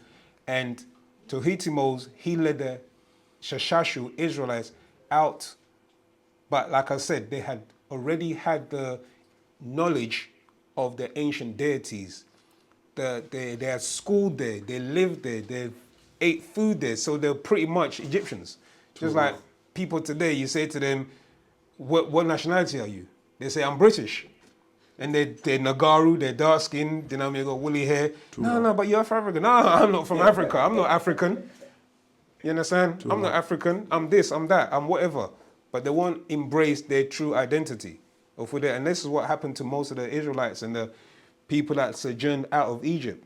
So the point where when they were in the wilderness, they actually started to make images. And that one of them was a golden calf. And that golden calf would have been Hathor, which was a deity in ancient Egypt. So the God of the Bible said, thou shalt not have no graven images, because now he, the God of the Bible, was not an Egyptian. Do you see what I'm saying? It was another being that was now orchestrating things and leaving the Israelites out. Do you follow? Yeah. So this is an overlay of stories, and until you start reading the actual facts and Master Secrets, etc., you can start seeing a clearer understanding and vision of what's taking place. Wow. You with me? And how the names, like certain dynasties, you have Jacob Har, Jacob and Yakub this, Yakub that, and this was showing you the Hyksos when they invaded in. But because they mixed their bloodline amongst us and the Israelites, it's very it can be very confusing. You understand? Yeah. Sorry, I'm just gonna give. If you read existence, how and why, yeah, you get some of the names in there and the Egyptian names in there. Existence, how and why. Existence, how and why. Yeah. Patarak. No, it's actual fact. Actual facts. Yeah. Okay. Have I Okay, let me check the chat because I'm sure there's questions in there. Zamal, we had Zamal tap Monique. She had her hand up for a while. Oh, wow. Okay, let's go to Monique, then we'll go to the chat. If you could read out the questions in the chat, I'll be appreciate Liz. Tawata. Robot Zamal tap Monique. Robot Zamal. Hayeshasia and Tat Zamal. Nuki Kawes and Zamal tap. Who and that? Anuki Wawe Zamal. All right. I was actually wondering if I could share a reading from a part of that kind of went along with Zamal Stan's question before. Yeah, please. Please do. Different. Yeah, all right. Because you're working towards becoming a student teacher, aren't you? Tua. We was talking about this not so long ago, so I just remembered that we was reading in the part of that chapter 23, the way 3 types of love. Well, where? And so Zamal was asking about if we will transition if we don't learn the language, and I thought this was quite relevant. It's just Baba talking to us about Ashuk. It reads, "Lo, you who have enmity within your heart, and still you claim to be Sabians, a child of the living Nagaru, overseers. Listen to Pa Nabab Yanun and understand Ashuk, divine love, is our top priority. Therefore, if you can teach wu-sabat and even speak the language of Miss Batia with brilliance and study the teachings, if you do not consider Ashuk, divine love for one another, your life is for naught. For Parnatharu, the overseers, will never consider you for the journey or transformation. It would have been preferable that you never came upon wu-sabat, Miss Batia, or myself, Baba Yanun. Even if you are a priest or even a master, if you are not endowed with right wisdom, right knowledge, right understanding, and sound right reasoning, peering through your Baha soul, Kaha spirit, and Katat body, for your ether and even integrity, neither is any goodness residing in your being, making all you do unreal. Even if you give your wealth to the cause of wu-sabat, your hands on the buildings of Taha Maya Reye, or even sacrifice your free time in your service, yet without Ashuk, divine love, it would have been as if you neither contributed anything nor made any sacrifices in service to wu-sabat or for Baba Yanun. Tautat Zamata. Appreciate that build. Exactly. So yeah, as I think I kind of like dropped it in a bit there regarding how Panatharu, you see what I'm saying, look at your matrix. You with me? Are you exemplifying Ashok? Because the whole universe's omniverse was created out of Ashok. That's how powerful Ashok is. You understand? It was created out of love, and we are existing because of Ashok.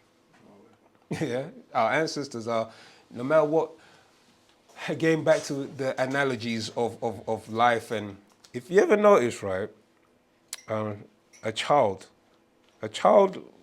may be told off by their parents or be upset with another child, probably about 5 minutes or 10 minutes, they'd be bickering and arguing, do you know what I mean? But then, especially their siblings, 10, 15 years later, they're playing. They're enjoying each other. It's like, it's totally forgotten about. You understand? Yeah, they are, in a sense, exemplifying Ashok without even knowing it, because they let go of those things. They don't harbor it. You know, they like the children are like a clean slate, aren't they? They're like a sponge. So whatever they learn in the environment is what they're taking in. If you're not showing ashuk, if you're not showing certain things that will allow them to practice that in a day-to-day life, do you know what I'm saying? It makes it harder for them when they grow older and they have all these other attributes of selfishness and, do you know what I mean, ego and stuff like that. But if you teach them from a young age, ashuk principle, you know, living for one another, I am my brother's keeper, all of these things, which are the requisites of our shuk, yeah, divine unconditional love.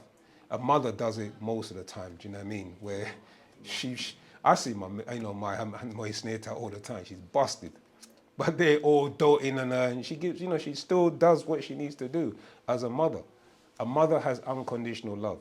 To carry a child for 9 months plus is unconditional love. You know what I mean? To, you know, and pass that child through her canal and to feed it and nourish it when she's tired and she has to wake up morning. You try and do that as a male. Yeah? You know, that mitochondrial DNA is more powerful than what we realize. You know, that mitochondrial DNA. That's why she's got this. But, you know, I kind of digress. But yeah, Ashuk is definitely key. Tell Zamalta for that build. And tap Athia Afu. Well, where? Some of us were not Christians, neither Muslims. So let me just go open up the chat. Right knowing who we are, I read is in the books Baba wrote.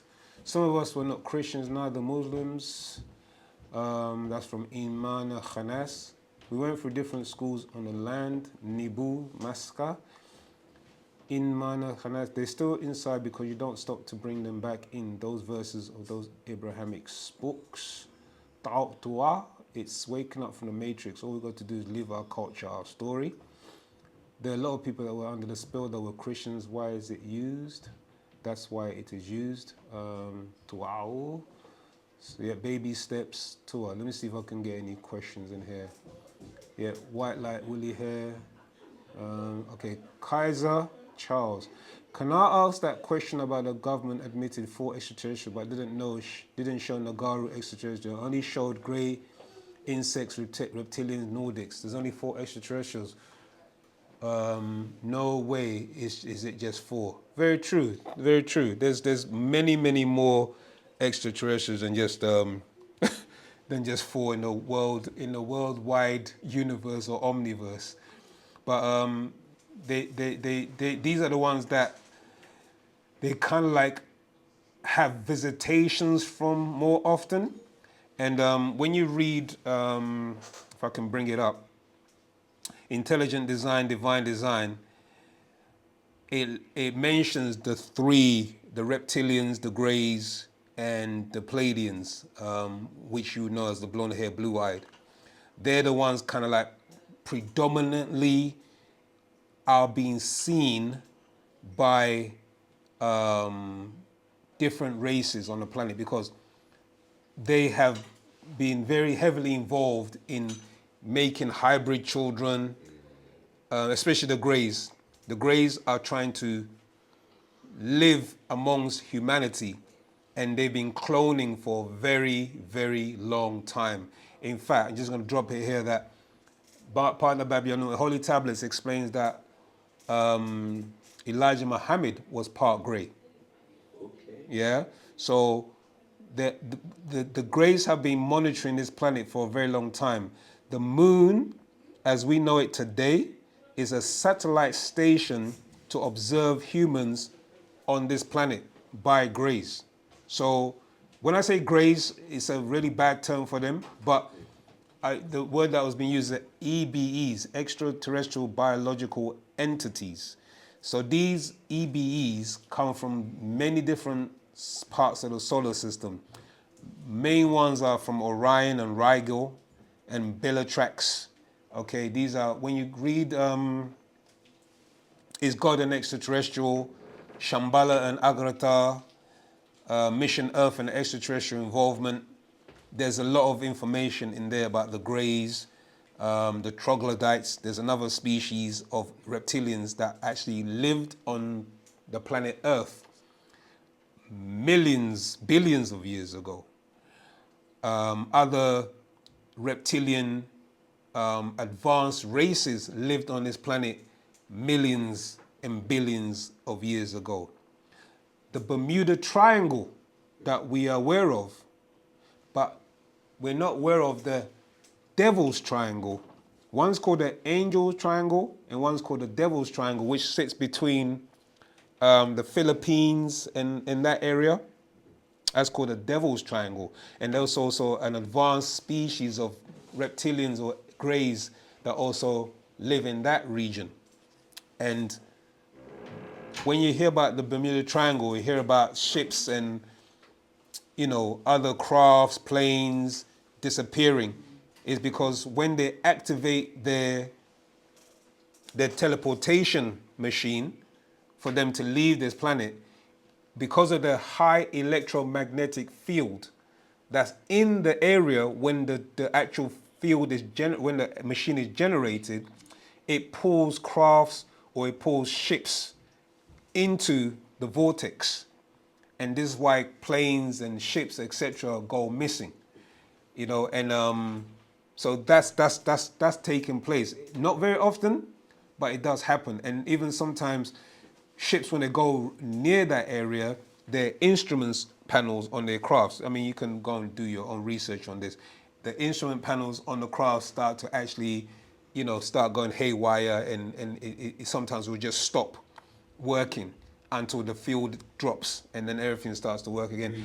Also, if you research the Philadelphia experiment, reading The Man from Planet Risk, and also go and do your research on the Philadelphia experiment, they actually made a movie of it where that invisibility and electromagnetic field and propulsion systems and all of that was also being used.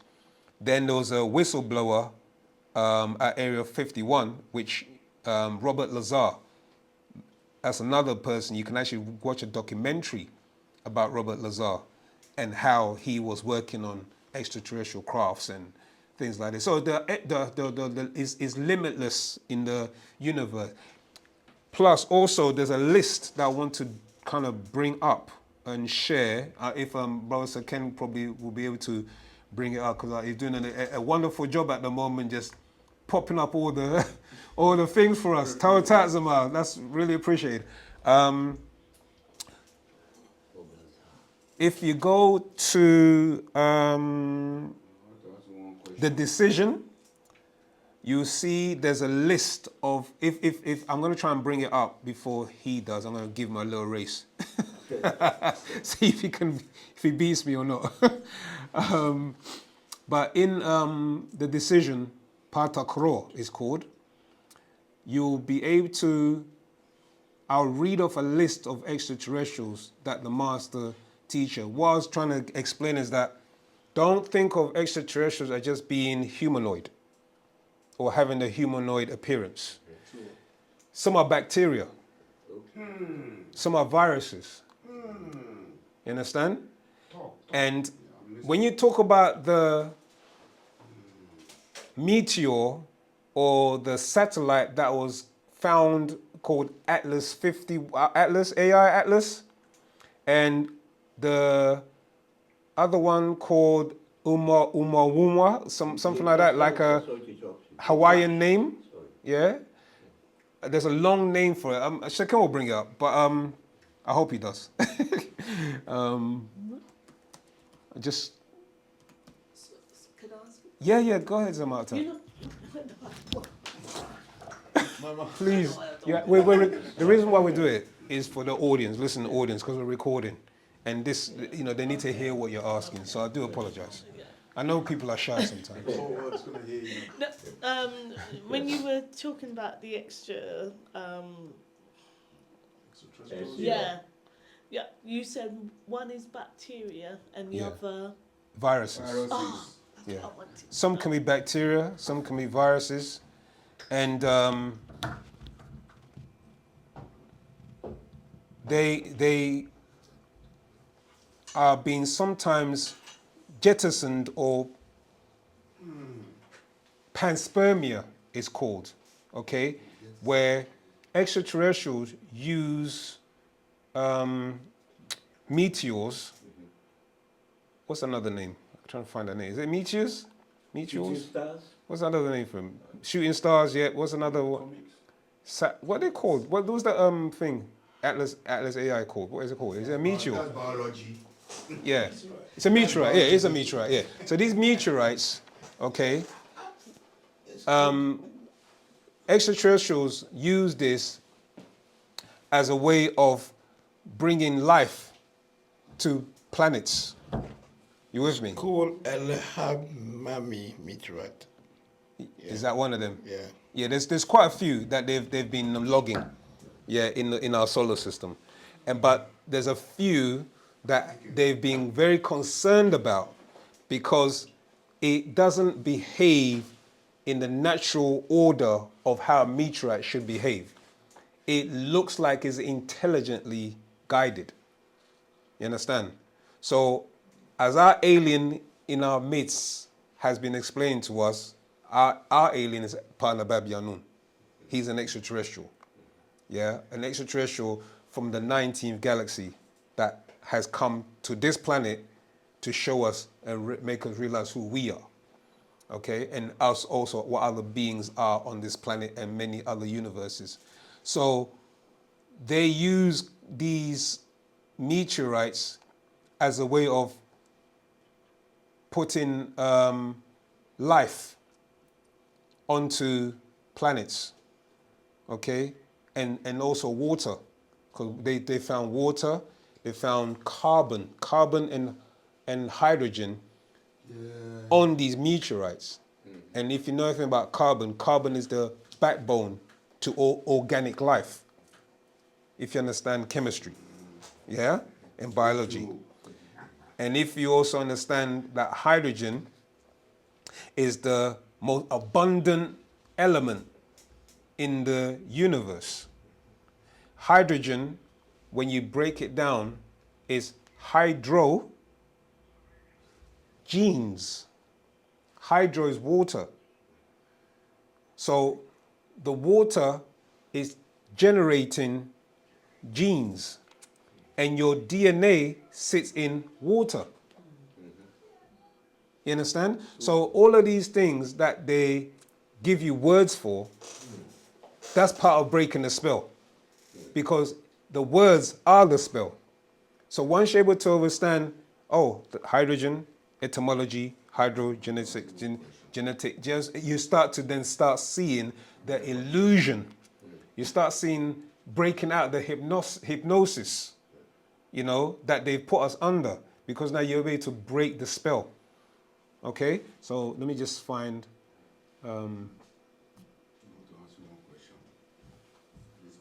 Right, so this is a race of them and tribes. Can you see that? Respect. Yeah, you find. So before you ask your question, I'm going to read this. Yeah. So it says here, and this is from the book called Pa Takro, The Decision. So munwapu nuwapians nuwap. Take your time, look up each, like I was saying, yeah? Look up each, check, so you get a clear understanding. You find their tribal names, this is just an example, you find their tribal names listed in the Bible. Raphaim, healers. Imim, terrible ones. Horim, pale ones, pale whites. Zumim, powerful ones. Alvim, vigorous ones. Anakim, Anunnaki. Yeah? So their tribal names are in your Bible.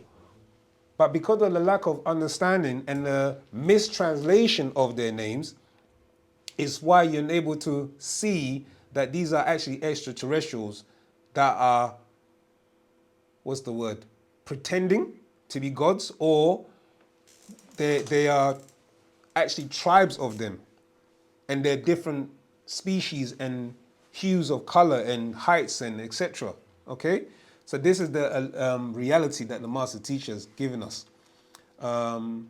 Just trying to find that list. Zaman, so I wanted to ask, what about the Negaru extraterrestrials? Yeah. So, Well, the thing is, we are them. We are them. That's the thing. That's the mystery God. Because when they say they're looking for the mystery God, we are the mystery God. We are those extraterrestrials. We have a being in our midst. Here we go. This is the extraterrestrial one. I'm gonna read this. I'm gonna share the screen so you can see. Okay.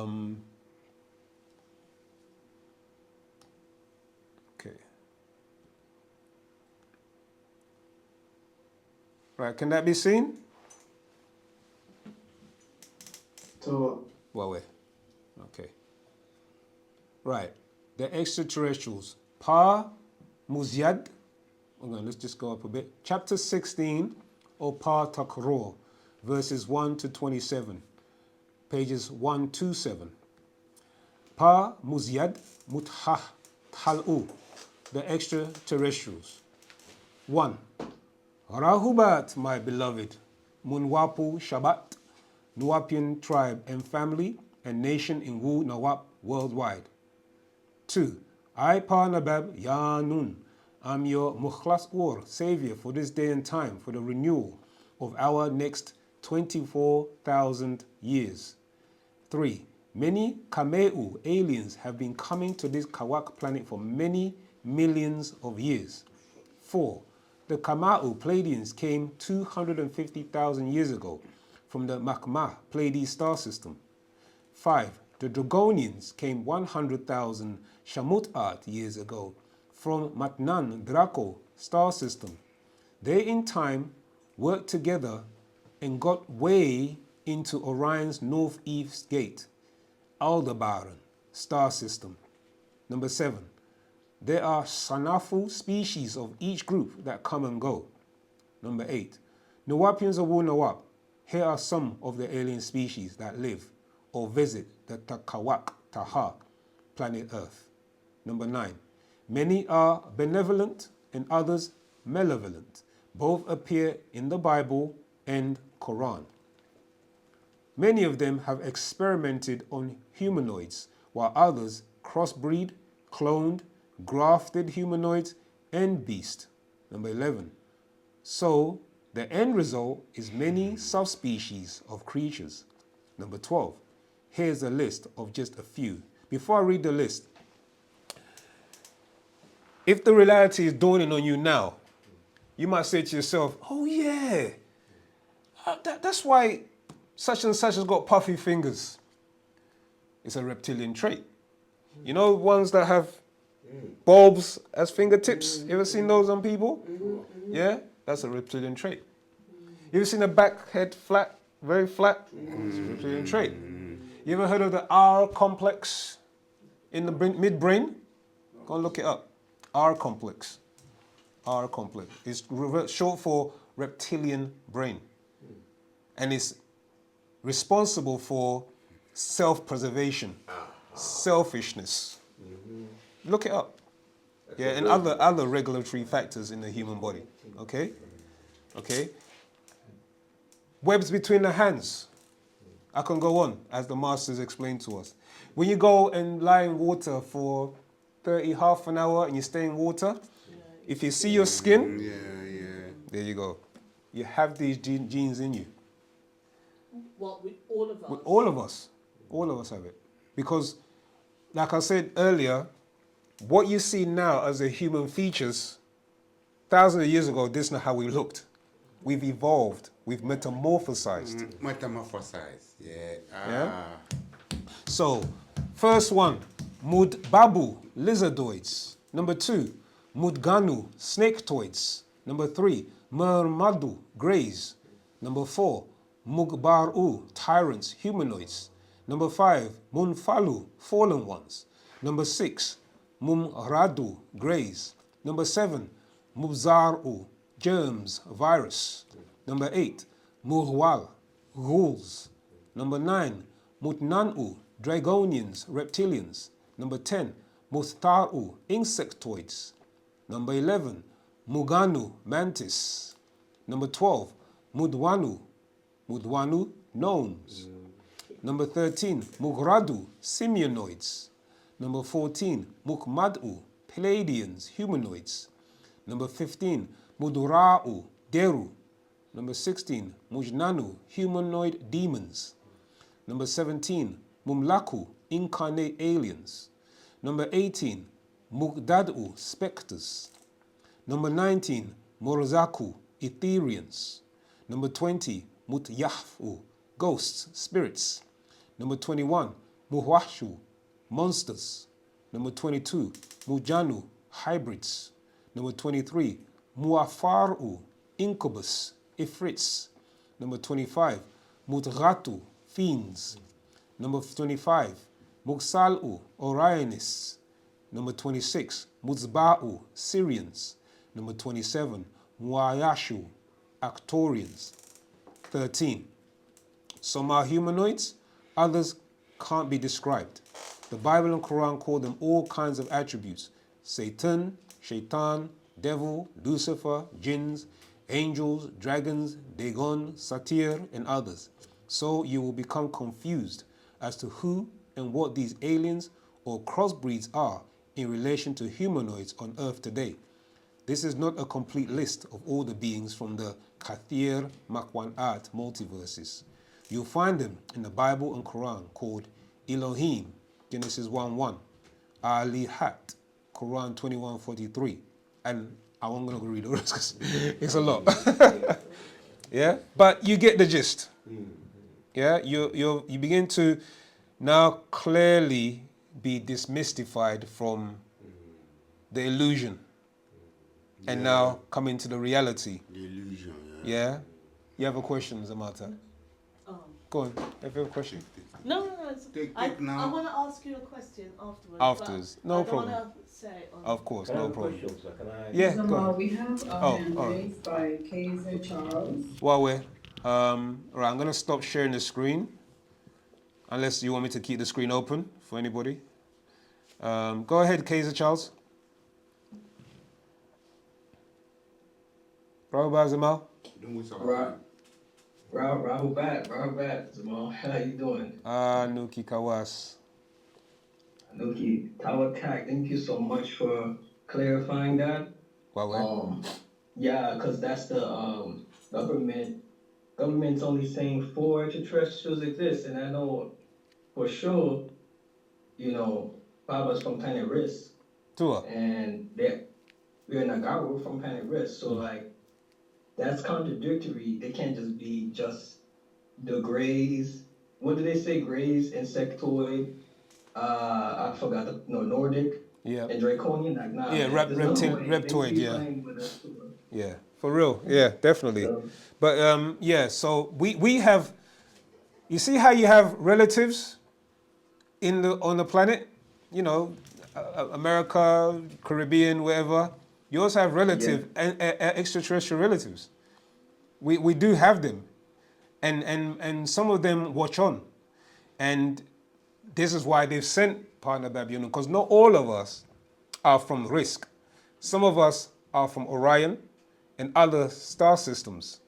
But what has happened is that some of us have been sent here because, one, we fight with the master teacher as the warriors of Malachi. You have to remember there was a battle, in the Orion skies. And there was a battle between a particular angelic Etherian known as Michael, which was the seat that he occupies, which is a seat. Michael is a seat, okay? The being is Yanun. Yanun is he defeats 6 ether forces, but he has an army, Saba, with him. The hosts, the army, when you read the book of Genesis. This army, some of us are of the army of Yanun. So we incarnate Unfortunately, the ones that incarnate and the ones that are born here, just like we're born into families, etc., we don't realize who we are. So it has to take the being again to raise us up, to get us to remember what our destiny is, what our fate is. So some of us are warriors of Yanun, or the warriors of Malachi. And there are orders that you belong to when you are of that order, as you read in the book of Hebrews and the book of Genesis. It says, after the order of Melchizedek. Yeah, some of us are in those orders, or some of us are aspiring or working towards being in those orders. But once you're in that order, your job is to fight the lies with the truth. And this is why the prophets of the next 24,000 year cycle are here. Is we are here to do battle against the dragon and his angels, who are also incarnated here and are leading the rest of humanity astray, or keeping them from realizing their true potential. So that's our job.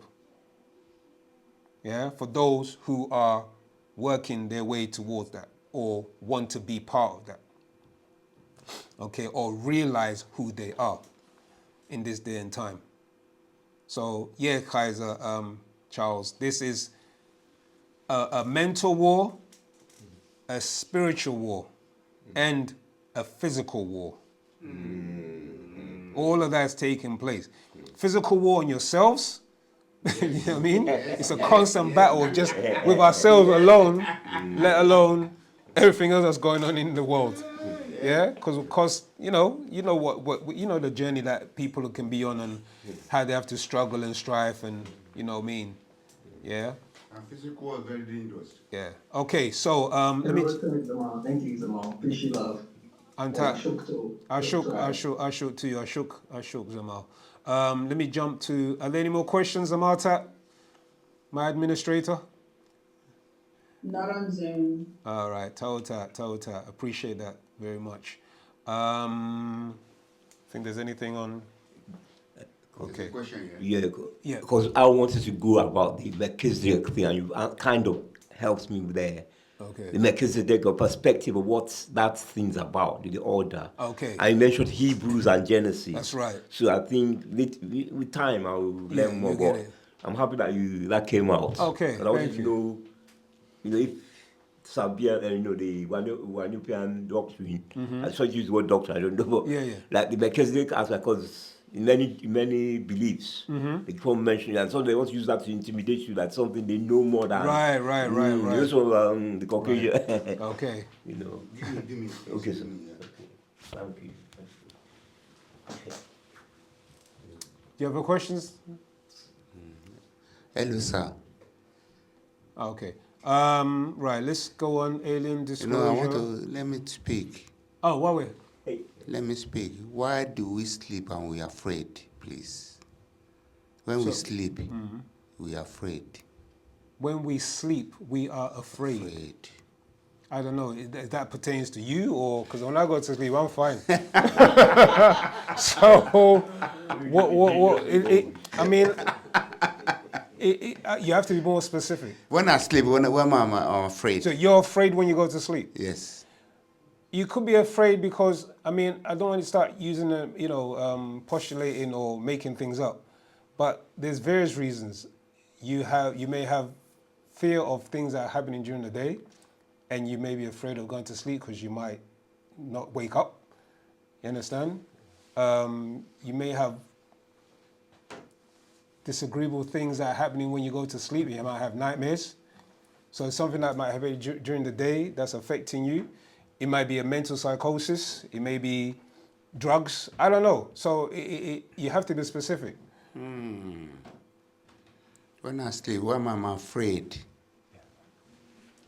Yeah, that's what I'm saying. It could be numerous things when you go to sleep while you're afraid. Children go to sleep, they're afraid because they think, whatever they've watched during the day or whatever they believe in, it affects their mental, images. It creates images in their eyes, in their subconscious. So when you create images in your subconscious, you create that fear. Do you understand? Part of wu-sabat is so that you don't have fear, because you've eliminated the illusion. Okay. Who's watched the Wizard of Oz? Anyone knows the Wizard of Oz? Yeah, the Wizard of Oz. Yeah, follow the yellow brick road, yeah, etc. Okay, when you get to the yellow brick road, at the end of the thing, there's three things that these different characters wanted. Yeah, one. Oh, is it? What were you looking for? So Ken, could you put up what was it? The four insectoids again, please, for the Zamaltat. She was writing it down. I mean, I could get it for you again online if you want. But yeah, if you could put it up. So when they get to their journey, these characters wanted three different attributes, okay? Wisdom, strength, and beauty, or bravery, etc. All right? Courage. That's a point. Yeah? That's a point. If you don't have these things because you lack knowledge, once you have knowledge of these things, once you have knowledge of who you are, once you have knowledge, you break the barriers, the mental barriers that are in your mind. Okay? And part of the reason why we have dreams or nightmares is because we have 6 ether forces externally and also internally that affects the way we behave and the way we think and the way we see please. things. What is death? You didn't let me finish. What is death? You didn't let me finish. If you're gonna cut, then you must not ask the question because I'm sorry. Remember, you have to realize. I'm sorry. There's other people listening as well. Yeah. Okay. And if I don't make it clear for other people, it will just lose them. It will confuse, and we're not here for confusion. I'm sorry. What is death? So those images that are created in your mind's eye are generated, and then this is where the fear comes in, where some people are afraid to sleep because they start having images. All right, death is another opposite to life. You with me? When you lose the energy that keeps you alive, that's when your body goes into a cold state, which is referred to as death. You understand? But what you have to realize is your body is just a vehicle. That's not the real you. Yeah? I'll give an example. Do you drive a car? No, please. You don't drive you've never driven a car? No. Please. You've never driven a car? No. Okay. Have you been in a car? Yes, please. How many cars have you been in? A lot. Right. Was that car you? Was that car the only car that you've ever been in? No, it's not. Just like your body, the person driving the car is the real you. The car itself is just a vehicle that takes you from one journey to another. But the driver itself, that's the real essence of you. Okay? And that driver can drive many different cars, multiple cars. But it's still you, the driver. Does that make sense? Yeah? So look at the driver as your soul. And look at the vehicle as your body.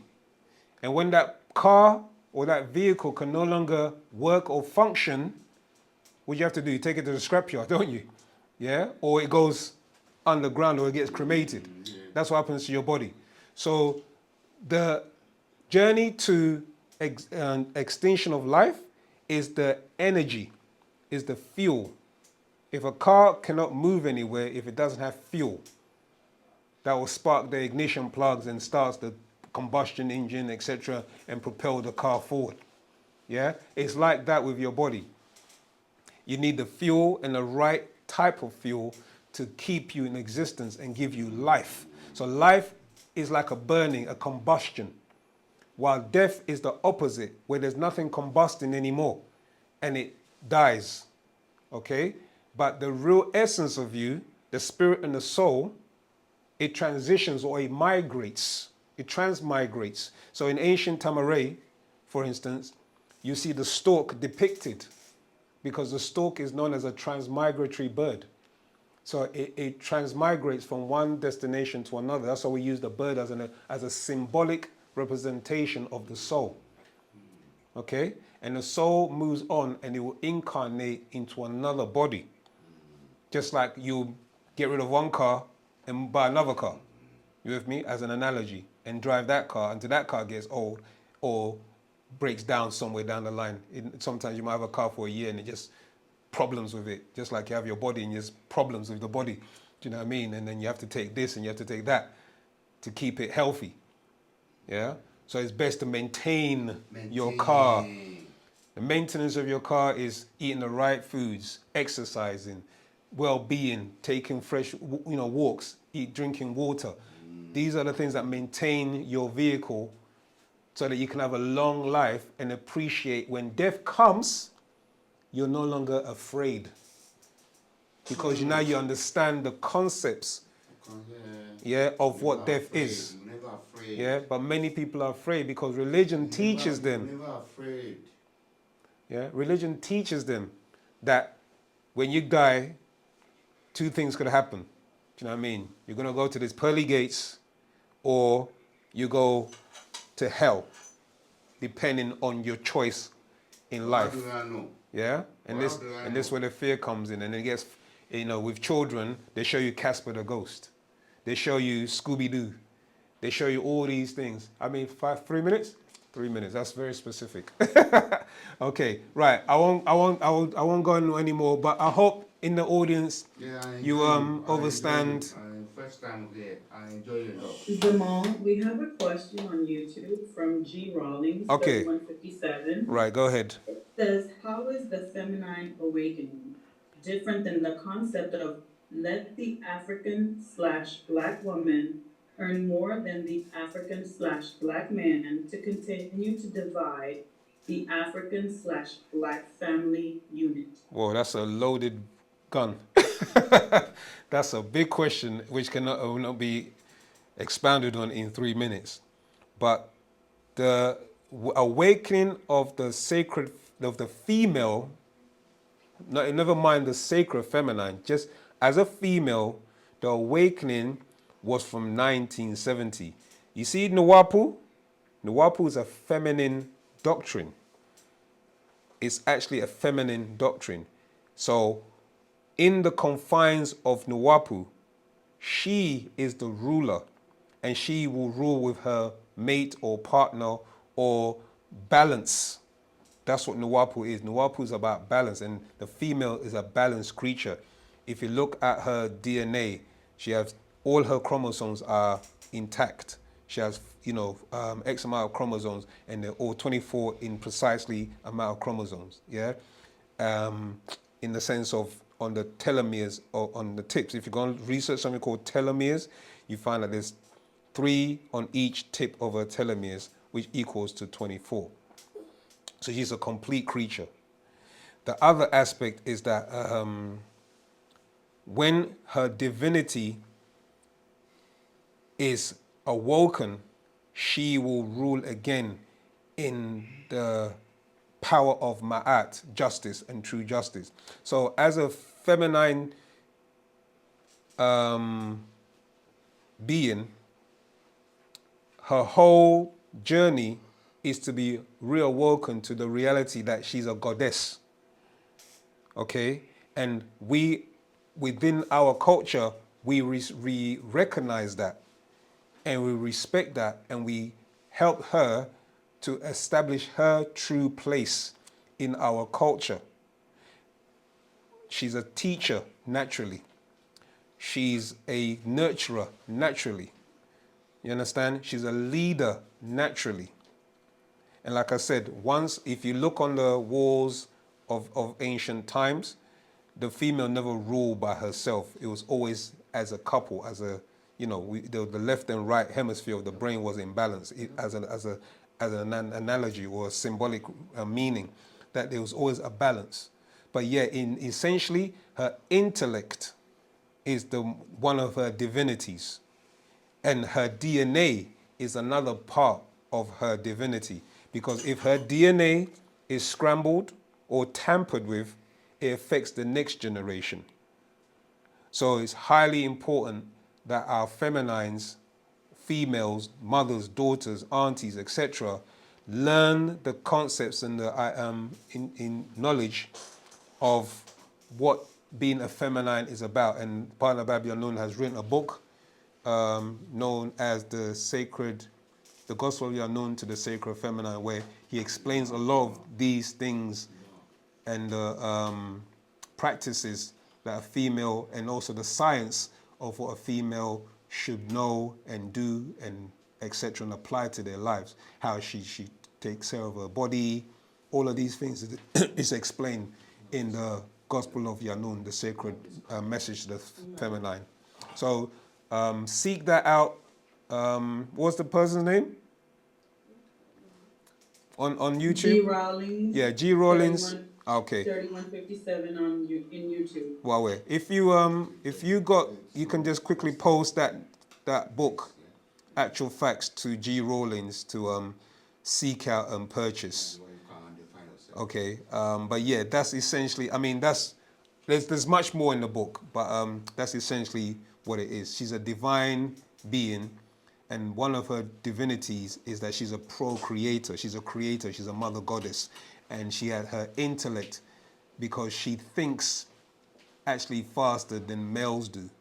And there's many other aspects. She represents a universe in a sense of growth and, that kind of aspect. So, yeah, there's a lot to go into. But we've run out of time. There's more questions. Cain, all right, color of Cain was Nagaru, black or dark skin. The Anunnaki were dark skin, Reyes Ananda. So, Jamal, you have a hand up on Zoom iPhone. Oh, wait. Okay, we'll take one last one. Is that okay, Zamal? One last one? Yeah, okay, we can take one last one. Tawatak, Zamal, for noticing that. Rahubat, iPhone. What's your real name? My name is Jock. Okay. Nice to meet you, Rahubat. Yes, my question was actually pertaining to that time you were explaining about the reptilian DNA in us. Mm-hmm. I know on my genealogy from South Sudan, Dinka tribe, mm-hmm. we become our genealogy, and then it ends up with a female. Mm-hmm. And then they tell you don't ask because in the end it eats people. So I was wondering, is that something that connected to reptilian, or what is it about? Okay. Again, we'd have to probably have a better build on that. But the link to females and reptilians is that she is actually a mammalian reptile, because she gives birth she carries a sac, okay, known as a womb, but it's really an egg. And when you look at the actual sac itself, when it's ejected out, what's it referred to? Is it placenta? Is it a placenta, isn't it? The placenta initially is soft, but when the air hits it, it actually sets and becomes rock hard. Okay? That placenta is actually the egg, but most animals, especially chickens, etc., lay them out. Eggs are not hard. If you didn't know that, eggs are actually soft. And then they harden when the air actually gets to it, hits it. And then over time, that's why they incubate it, so that the egg can actually grow and the shell can get harder. So the mammalian link is the female. She is actually a mammalian reptile, and she obviously gives, by way of a mammalia, which is her breast milk. You understand? So this is the link. Now, in ancient Sudan, I know that look up the name Dogri. You might have heard the name Dogri before. That's also linking with the extraterrestrial reptilians that came from the waters and mixed in the area now known as Sudan. So that's just the Dogri. Okay. What else is there? I was going to say something else, but it slips on mine. Okay, but yeah, ancient Sudan, that's like a lot of extraterrestrials visited there. There's an actual map that the master teacher put together that shows you where the different races and extraterrestrials came and merged together. But in another class, we'll probably show that. I mean, Saken's doing the alien disclosure. Maybe he might even cover some of the things I covered and much more. So look forward to that class. Moisar, time has elapsed. I sincerely appreciate love, all the comments, the questions. I hope you stayed alert. I hope you didn't fall asleep. Please ask more questions. Keep probing. Remember, the 24,000 year cycle is the time for the prophets of Nwapu to teach this out formation. That includes yourself. So each one teach one. All right? Raise up the consciousness of your own and the rest of humanity to fall in line with what nature and the ancestors have got planned for this planet and many other planets. Okay, remember it's a planet ET, planet. So remember that. Okay, Wadu, Moisa, Wadu, Ashok, and visualize Pa Nabab Yanun walking amongst us. Yeah, when you do your chants. Do your chants. Wadu, Moisa, Wadu, Ashok. You're brilliant. All right. Tauta. You're brilliant. Respect. This is my first time. Take care, everybody. Wadu, Ahros.